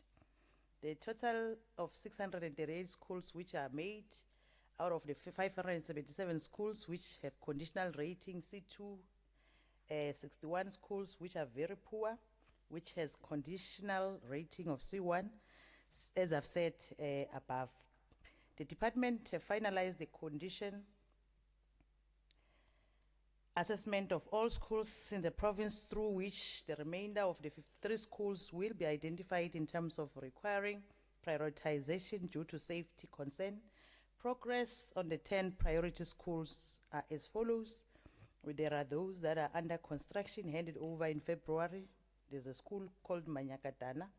There's also another school under construction, Shanke, and under planning, Likokote. and Danier Primary Planning completed 8 classroom in terms of the previous program, and Kokobela, Farrell, and Schoolmansdal Combined School Planning and Design completed to receive the 8 classroom from previous program in 26-27, and other in other district. What is the emergency repair plan and budget for schools where infrastructure poses immediate danger to learners in 2026? The department wishes to inform this House that schools posing an immediate danger to learners are prioritized for urgent intervention through maintenance and infrastructure planning processes, and also emergency repairs and undertaken on the basis of risk assessment, subject to the availability of funds within the approved budget and the reprioritization of resources where necessary. The budget for emergency is within the IG grant allocation and used it for emergencies as and when an emergency arises. The fourth question, for schools cut off by bad road in Komazi during rains, what scholar transport or temporary boarding plan exists so learners don't miss months of schools? Transport and district authorities to determine the appropriate intervention. Such measures may include scholar transport or temporary mitigation arrangement subject to risk assessment, feasibility and availability resources. The Department of Public Works, Roads and Transport was instructed to repair access roads to affected schools and to provide scholar transport for learners. Schools that could not be accessed were temporarily closed in the interest of learner safety until conditions allowed for the resumption of teaching and learning during that time of the disaster. Thank you, Honorable Speaker. Honorable Ndimande, do you have follow-up questions? Please take your seat, Honorable MEC. Thank you, Honorable Speaker. I don't have any further question for now. Thank you very much. But tomorrow. Are there follow-up questions from other honorable members? Thank you, Honorable MEC. The next question is from Honorable Ntin Ndlovu from the EFF to ask the MEC for health. Over to you, Honorable MEC. Thank you, Honorable Speaker. The question from Honorable Ntin Ndlovu, EFF to ask the MEC of Health. Honorable MEC, recent protests in communities such as Bushbuckridge and Komazi led to the shutdown of several clinics, including Castile Clinic and Mangweni Clinic. Residents raise serious concern about chronic staff shortage, long waiting time, lack of medication, and allegations of unfair and non-transparent hiring practices at local clinics, as well as shortage of ambulances. This disruption have left many vulnerable residents without access to essential healthcare services. The first question, what immediate steps has the department taken to address staff shortage, long waiting times, and medication shortages at clinics such as Castile and Mangweni? The response is that the department acknowledged the concern raised by communities in Bushbuckridge and Komazi regarding service delivery at facilities such as Castile Clinic and Mangweni Clinic. While the recent disruption are regrettable, the department has implemented a number of immediate and ongoing interventions to address the issues highlighted. At Mangweni Clinic, the issue of staff shortage, we can indicate that currently staffing levels are within accepted norms. This is evidenced by the nurse to patient workload, where one professional nurse attends to an average of 14.7, which is 15 people a day, which is below the national benchmark of 40 patients per day per nurse. Notwithstanding this, the department continues to prioritize the filling of funded vacant posts to further strengthen service delivery and ensure sustained capacity across facility. We also have the list in terms of, we do have an OPM of professional nurse there. We have got 29. We have got 6 ENA, 3 data clerk, 8 cleaners, groundsmen, 2 pharmacist assistant, 1. So as part of intervention to strengthen staffing and improve service delivery, a pharmacist from the Nkomazi Sub-District Primary Healthcare Team has been deployed to support Mangweni Clinic, ensuring improved pharmaceutical oversight, medicine management, and patient care. In addition, the department continues to invest in career pathing and staff development through structured bridging program. Enrolled nurses have been supported to upgrade their qualification and register as professional nurse. Hence, sometimes you'll find that you no longer have an enrolled nurse because the enrolled nurse now becomes a professional nurse. This intervention not only enhances individual career progression, but also increases the pool of skilled professional nurses at facility level, thereby improving clinical capacity and overall service delivery. In terms of the long waiting times, recent assessment at Mangweni Clinic indicate that patient waiting times at the facility are within acceptable standard. The latest survey reflects that patients do not wait longer than 3 hours, which is in line with the national target. Furthermore, the patient experience of care survey showed that 84% of users reported waiting times of no more than 3 hours, exceeding the national target of 74%. To further improve efficiency and reduce congestion, the clinic has implemented the Central Chronic Medicine Dispensing and Distribution, which is CCMDD program, which enables stable chronic patients to collect their medication from alternative pickup points, such as community pharmacies and designated collecting sites, without the need to visit the clinic frequently. In addition, a structured patient booking system is in place to manage patient flow and prevent overcrowding at the facility. In terms of medication shortage, medicine availability at Mangweni Clinic is currently at 93%, which is above the national target of 90%. This indicates that essential medications required at the facility are consistently in stock and available for patient care. This is further supported by the patient experience of care survey, where 96% of patients reported that they receive all their prescribed medication, reflecting strong level of medicine accessibility and continuity of treatment at the facility. The department continues to closely monitor medicine availability through the stock visibility system, a real-time electronic system used at facility level to track medicine stock level, identify potential shortage early, and enable timely redistribution of procurement. This system is monitored weekly to ensure rapid response to any supply. In terms of Castile, we can indicate that in terms of the current level, in terms of staff shortage, the current level are within acceptable norms. This is evidenced by the nurse to patient workload, where one patient, as I've indicated, attend to, currently one nurse attend to 24, which is below the 40, which is the national benchmark per day. Notwithstanding this, the department continues to prioritize the filling of funded vacant to further strengthen. I can also indicate that we do operational managers, 7 professional nurses, 1 enrolled nurse, and also data clerk, cleaners. We've got also groundsmen and pharmacy assistant.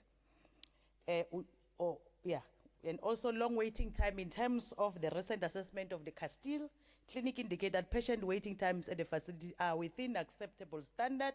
The latest survey reflects that patients do not wait longer than 2 hours, 10 minutes, which is in line with the national target. Furthermore, the patient experience of care survey shows that 96% of users reported waiting times of less than 3 hours, exceeding the national target of 74%. To further improve efficiency and reduce congestion, the clinic has also implemented the CCMDD, as I've said earlier on, as part of the pickup point. Also, community pharmacies is also done in these facilities, and also without the need for them to go to the clinic frequently. In addition, a structured patient booking system also is in place to prevent overcrowding and for people to come at a specific date and also time, so that they don't come early in the morning. Meanwhile, we know that we're going to attend to them later. In terms of medications availability, currently we're at 91%, which is above the national target of 90, and the patient experience of care survey further indicate that 96% of patients reported receiving all their prescribed medication, demonstrating that majority of patients are able to access the medicine they require, and the department uses SVS, as I've said earlier on. The second question, can MEC explain the recruitment processes used at these facilities and how the department is ensuring that fairness and transparency to address community concern above alleged nepotism? We must indicate that the department acknowledged the concern raised by communities regarding recruitment process and allegation of nepotism, and we must also indicate that due to a high rate of unemployment, any position that is closer to the community, they all want to see themselves being employed, of which is understandable. So when there are those kind of recruitment that majority of the people in the community do qualify. You will get some complaint as far as not being appointed, because that's what is closer to them, that's what they think they must benefit out of. So we must indicate that in terms of the process, we can reaffirm our commitment to fair, transparent and merit-based recruitment practice across the facility. All recruitment within the department is governed by the approved human resource policies and prescripts, which require that funded vacant posts are openly advertised with clear minimum requirement and competencies outlined. So that on its own, they don't understand that if a person can have this requirement even more than you not staying in the vicinity where you're staying. So shortlisting is conducted by duly constituted panel against set criteria, and interviews are undertaken in the structured and transparent manner. Selection decisions are based on merit, qualification, experience and competence, and are subject to verification and approval processes to ensure compliance. These measures are in place to prevent unfair practice and promote equity and transparency. In response to the specific concern raised about the recruitment of community healthcare workers, district and sub-district management conducted visit to the affected facilities to engage with communities, provide clarity on recruitment processes and address grievances directly. And the following intervention undertaken in the clinic, there's a list of clinics that are there, but we can indicate that after that, then those clinics were open. Management, we can also, during those engagement, the department outlined the standard recruitment procedure, clarified the role of communities in support, transparent processes, and emphasized the community health recruitment must align with approved guidelines and not be influenced by undue interfere. Furthermore, the department continues to strengthen oversight and accountability in the recruitment, and any allegation of misconduct are treated seriously and are subject to investigation in line with applicable policies. The department remains committed to maintaining the integrity of the recruitment process and to working collaboratively with committee to build trust and ensure equitable access to employment opportunities. The third question, what long-term plan is in place to stabilize healthcare services in high-pressure areas like Bushbuckridge and Gomas? The department acknowledged the pressure experienced in high-demand areas such as Bushbuckridge and Gomas, and is currently strengthening measures to stabilize healthcare service delivery while a comprehensive long-term plan is being developed. At present, the department is focusing on improving stakeholder engagement and strengthening recruitment governance processes in line with recruitment policies for lower level categories. Information sharing is being enhanced through clinic committees, hospital boards and ward councillors regarding requirement or for appointment into public service. This is intended to improve transparency and manage community expectations regarding employment processes. The department also continues to clarify the roles and responsibilities of both internal stakeholders and external stakeholders. In addition, to ensure sustained stability and uninterrupted service delivery, the department is secure where they were disrupting forever. We had to go to a mobile high court to get interdict, and hence we were able to make sure that the disruption stops in those facilities. So the legal instrument serves as a protective measures to safeguard healthcare operation while broader system intervention are being strengthened. The fourth question, what immediate steps is the department taking to address the shortage of ambulances in affected areas to ensure timely emergency medical response for residents? The department is implementing immediate intervention to address the shortage of ambulances in affected areas and to strengthen emergency medical response services for residents. As part of these measures, the department received 15 new ambulances on the 15th of March 2026. Of these, 3 ambulances will be allocated to the affected areas in those stationed across the 2 municipalities that was indicated. And also, in addition, the department is in the process of procuring 9 patient transport services vehicles, so that the ambulances that we are having must focus on emergencies, and to transport patients, you have separate PTS that will be able to assist us, responsible for transporting patients to Rob Ferreira Tertiary Hospital and PTS Hub. The procurement process is currently at quotation stage, and it is anticipated that the new PTS vehicle will be fully operational by the end of June 2026. Once implemented, each of the affected areas will be allocated 1 PTS vehicle to service the Titswalo R40 corridor, while the other will cover the Shongwe R570 and 4 route to Rob Ferreira tertiary hospital.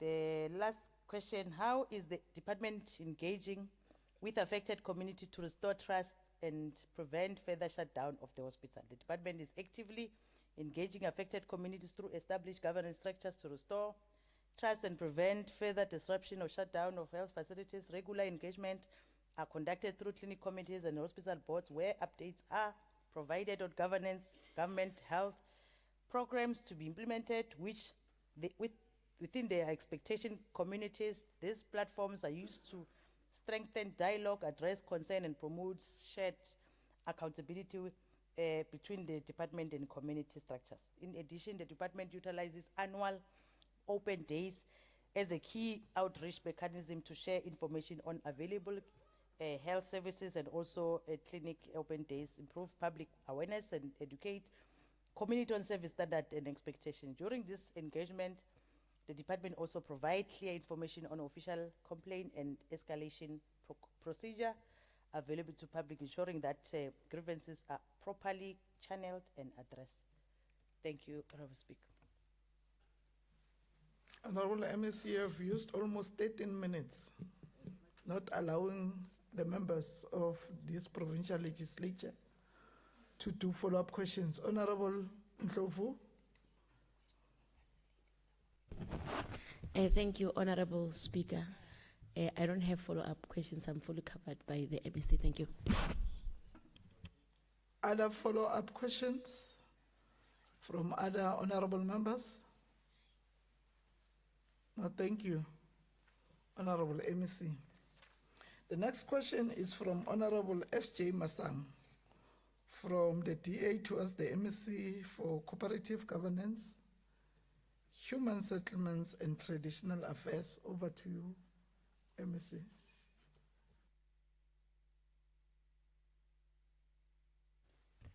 Thank you, Honorable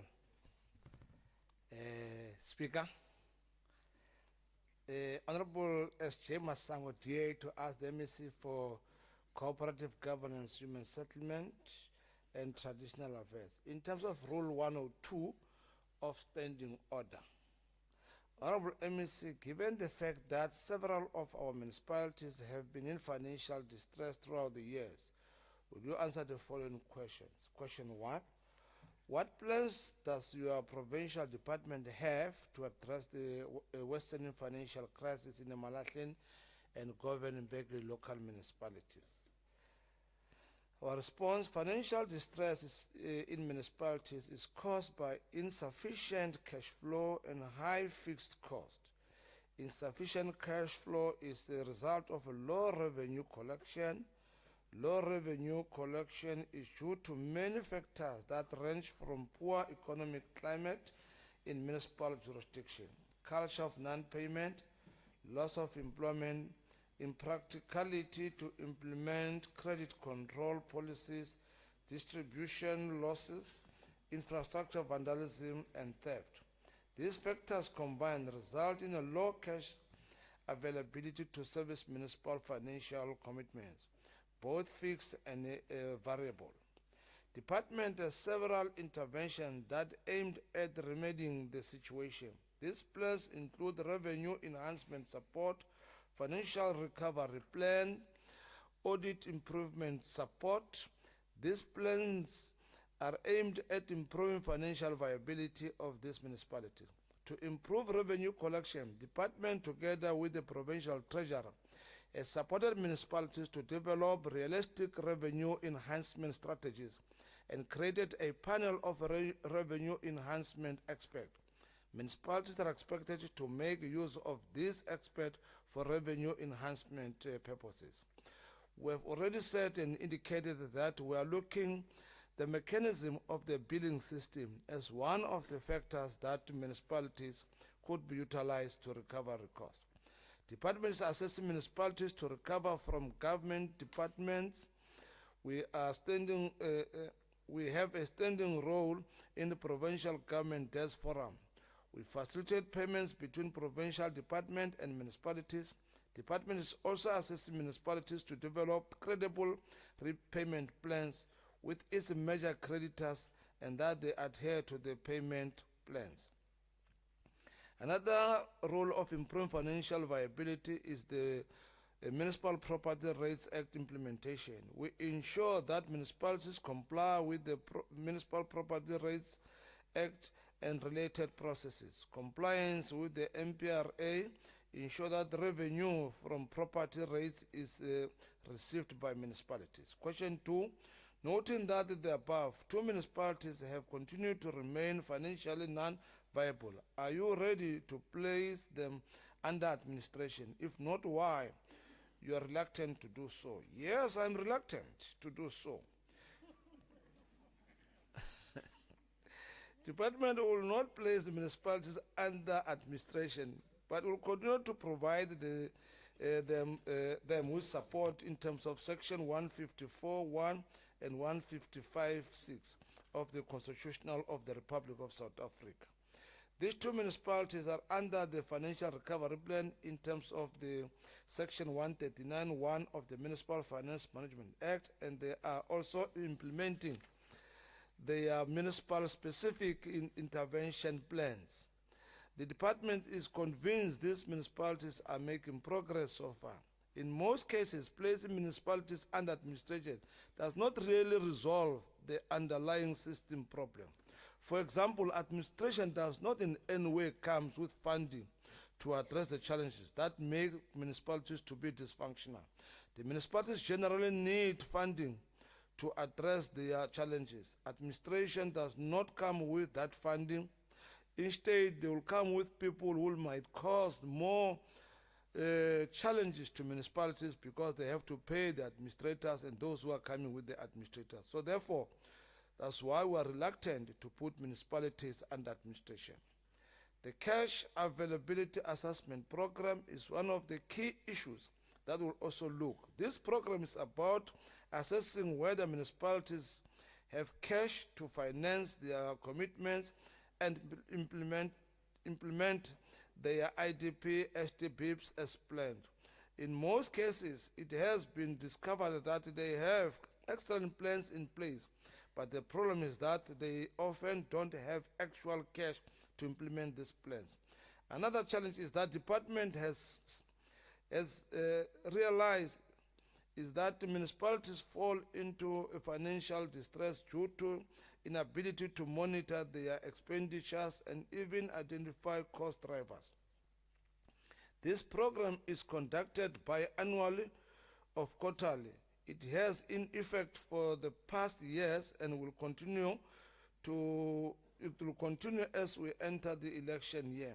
Department will revisit or will visit all the municipalities that have financial difficulties and verify if they will continue to meet their service delivery objective. Audit improvement support. We have already put system in place to assist our municipalities together with the Auditor General of South Africa. These findings are mostly about financial management and governance. Also, issue of performance and service delivery. We'll be addressing these issues in this audit that is due to happen. Tabled budget and budget funding plan. Implementation assessment. The Provincial Treasurer and Coxter undertakes yearly budget assessment and the budget framework plan implementation monitoring. The exercise assists in checking the credibility and reliability of budgets that will support the implementations of the IDP. Question 3. MEC, this department together with the national government has been fruitlessly intervening in the municipalities since 2016. Why it is that there is no turnaround? Our response, the interventions have yielded positive results, whereas in other areas there are as well some challenges. For an example, over the years, the municipalities' audit outcomes have improved. Emalahleni has moved from qualified to unqualified, so as Governor Mbeki moved from qualified to move from disclaimer to qualified. These municipalities have also established all their governance structures and they are functional so far. We see the light in the tunnel. Honorable Masango. This does not imply that all is well. The desired outcome has been achieved. It implies that this intervention should be continual as they assist to even prevent the risk that inherent in the nature as well as avoid total collapse of these municipalities. Stakeholders that involved in the interventions can attest to the fact that there is improvement in how these municipalities run their administrative and financial affairs. However, the challenges of non-payments remains the biggest problem. Question 4. Do all of the staff in these two municipalities meet the minimum competency levels? If not, where in do they lack? All the officials within the budgetary and treasury offices in these two municipalities, including senior and divisional managers, meet the minimum requirements for the position in line with the MFMA competency framework. Since the introduction of the municipal staff regulation, appointed officials in the municipalities meet the requirements for competency framework for the required as the regulation so prescribed. As the department will not able to give them concurrence at that senior management level. All senior management teams in municipalities are aware that they will take personal liability for the appointment that is not compliance with the regulation, and such appointment will be declared null and void. Provincial Treasurer also provides continuous training and related financial compliance. Question 5. What preventive measures do you have to ensure that our high-risk municipalities do not fall into the same debt trap at Malahleni and the Govenembeki are in? Our response: Department working with the stakeholders has put in place measures to monitor the performance municipalities in the province. These measures are integrated municipal support, and the details are there. On quarterly basis, department conduct a review of performance on the above mentioned areas. Thank you very much, Speaker. Honorable Masango, do you have follow-up questions? Thank you, Speaker. Yes, Speaker. Honorable MEC, I think this morning we spoke about feel, touch, and which is not there with your intervention. But I agree with you that not all is well.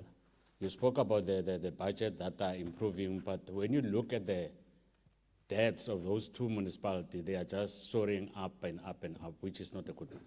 But MEC, I just want to check. The AG have said because of the financial crisis, it is due to the over-budgeting of these municipalities, because they commit themselves on something that they don't have. And currently they are busy approving their budget. Can the MEC indicate what is going to be an action on those municipalities that their budget is actually an over-budgeted one, but not the one that is realistic? Thank you, MEC. MEC? Well, definitely we are not going to approve and assist them to approve the unfunded budget, because it's like they're giving something that does not exist. We are simply telling about but we know we don't have money for that. So we'll do all our best to make sure that municipalities, they avoid doing that. Obviously, the bigger challenge we face, they are not collecting sufficiently. That's the one issue. The second issue is the system of the equitable allocation. The system we have currently, one size fits all, remains a problem. With the amendment of the new white paper, which I urge members to contribute over this period, it will assist some of municipalities go out of this quagmire. Are there follow-up questions from other honorable members? Honorable Kelly? Thank you, MEC. Pindang speak. MEC, it is very much concerning that your reply to the Honorable Masango indicates that these municipalities are poorly performing, but they are gradually getting there. My question is that as we are faced with local government elections and most of these municipalities won't be under ANC, how much are these municipalities owing other creditors besides ISCOM? Their creditors, because I believe that they are there. And it's not open to the public. Can you maybe take us into confidence and tell us that how much could these municipalities, only these two, are they owing their creditors? Thank you. Honorable MEC. Well, Honorable Speaker, that should be a new question. The figures is not something you can thumbsuck. You need to do a research first to get that understanding. The question was about the issues that are known, which is ESCOM. So I might not have an answer at the moment to say is this amount of money. Maybe they might be owing them 100 rand. Who knows? Thank you. Yeah, honorable members, let us look into the Section 47 reports because the Portfolio Committee on Cooperative Governance and Human Settlements are presenting on behalf of municipalities so that you probe further so that we do a meaningful oversight. Honorable Marshall. Thank you, Honourable Speaker. Honourable MEC, I have in my possession a Section 71 report that was sent to you. I'm not going to name the municipality at this stage. When there is misconduct confirmed in that Section 71 report that was sent to you, why don't you act on that? Thank you, Speaker. You are putting a new question because the question relates to Emalahleni and Governing, or unless it's one of the two municipalities. Honourable Speaker, let me just clarify. This is relating to municipalities in general with their financial stability. There was the response that the MEC said that certain municipalities will not be placed under administration rather than to assist them to function properly. So when there is a report from a municipality, and I said I'm not going to mention the municipality, if there is such a Section 71 report that confirms misconduct and the reasons why that municipality is not functioning properly, why is the MEC not acting against that municipality? Thank you. Yeah, Honorable MEC, Section 71 is for the executive mayors. Within 10 days, they must give it to the executive mayors. I don't know whether MEC want to respond to that. Because I feel it's like the local executive mayor who should be accountable. Well, Speaker, you've got Section 106, Section 105 that we should be able to support as opposed to Section 139, which is the administration. Remember, administration is the extreme. So we didn't just move because the municipalities have not submitted accurate Section 71 report, which is the finance of the municipalities. Instead, you might as well go to one of the section to support or investigate in terms of Section 106 of the MFMA. Thank you, Speaker. Thank you, Honorable MEC. The next question from Honorable P. Ishongwe, MK Party, to ask the MEC for Public Works, Roads and Transport. Over to you, Honorable MEC.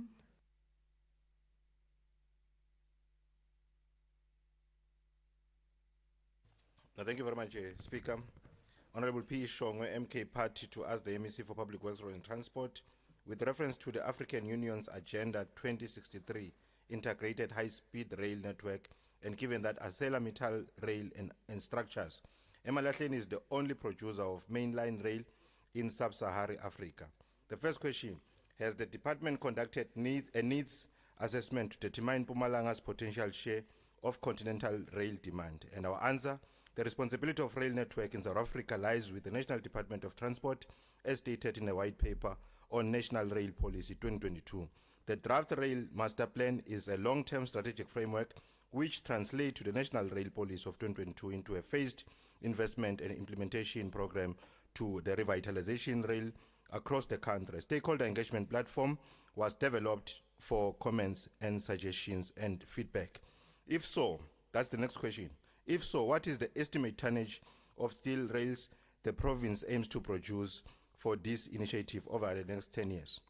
And our response is the responsibility of the rail network lies with the National Department of Transport as indicated above.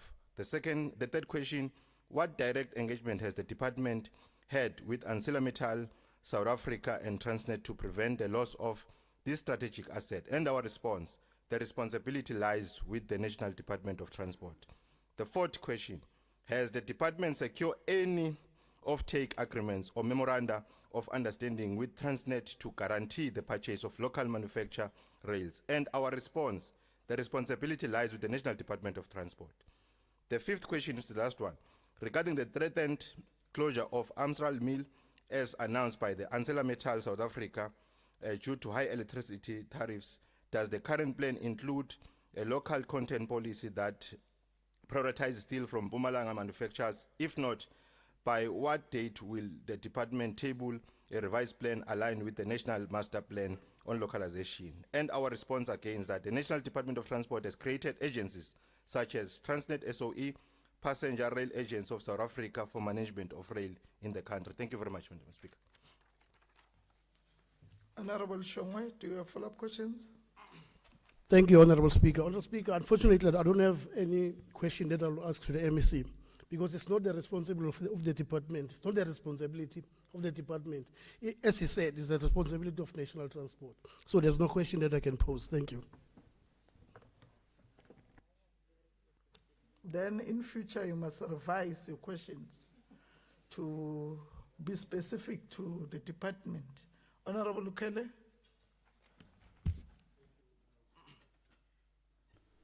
Thank you, Honorable Speaker. Thank you to the MEC. MEC, shortcut, they're running away from your responsibility. In Gauteng, they have GGT 2030 strategy. It's a Gauteng provincial government's program. And in that program, they are looking at economic development and the opportunities that will be brought by the AU 2063 train program. They are placing themselves. They've already applied for funding on this program. What's that project? The funding. They have a plan. But abanayo ArcelorMittal, as we have in Mpumalanga. We have Tina at Mpumalanga. What is the plan? The questions relate to our plans. How do we fit ourselves in this program as it will come to create employment for Abantu Mpumalanga? As we have the steel in the province, maybe the MEC should have said, well, we are still going to study the whole program before we say, no, Mauti Yonke, it's national, and then then you are giving us no hope for employment for people of Mpumalanga and for development of Mpumalanga. That is where I'm worried at MEC. Thank you. Now, MEC. No, thank you very much, Honorable Speaker. I see, Honorable Lukele, you must not sound revolutionary and having an understanding of something that you don't understand. Look, rails in South Africa, by the way, as departments we've got mandates, as provinces we've got mandates. If you go to the constitution of this country, rails are a responsibility of the National Department of Transport. So you can't therefore coerce me to agree on something that you fail or you have little understanding of. Gauteng is a province on its own, with own plans, and we are a province on our own with our own plans. But the point that I'm driving you to is that in terms of our mandate, rails do not fall within this Department of Public Works, Roads and Transport in the province. It's a national competency. So read with understanding and don't read selectively.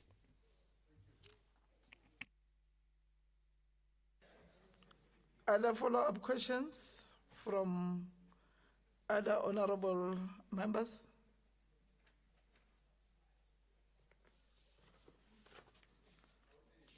No, thank you very much, Honorable MEC. And honorable members, we have come to the end of our question time. And that concludes the business for the day. You are all requested to remain standing in your places until the procession has left the chamber. The House is adjourned until the 10th of June. Honorable members, do you want to be presiding officers? You are conversing aloud, and I'm concluding. That concludes the business for the day. You are all requested to remain standing in your places until the procession has left the chamber. The House is adjourned until the 10th of June, 2026 at 10 o'clock in this chamber. Thank you.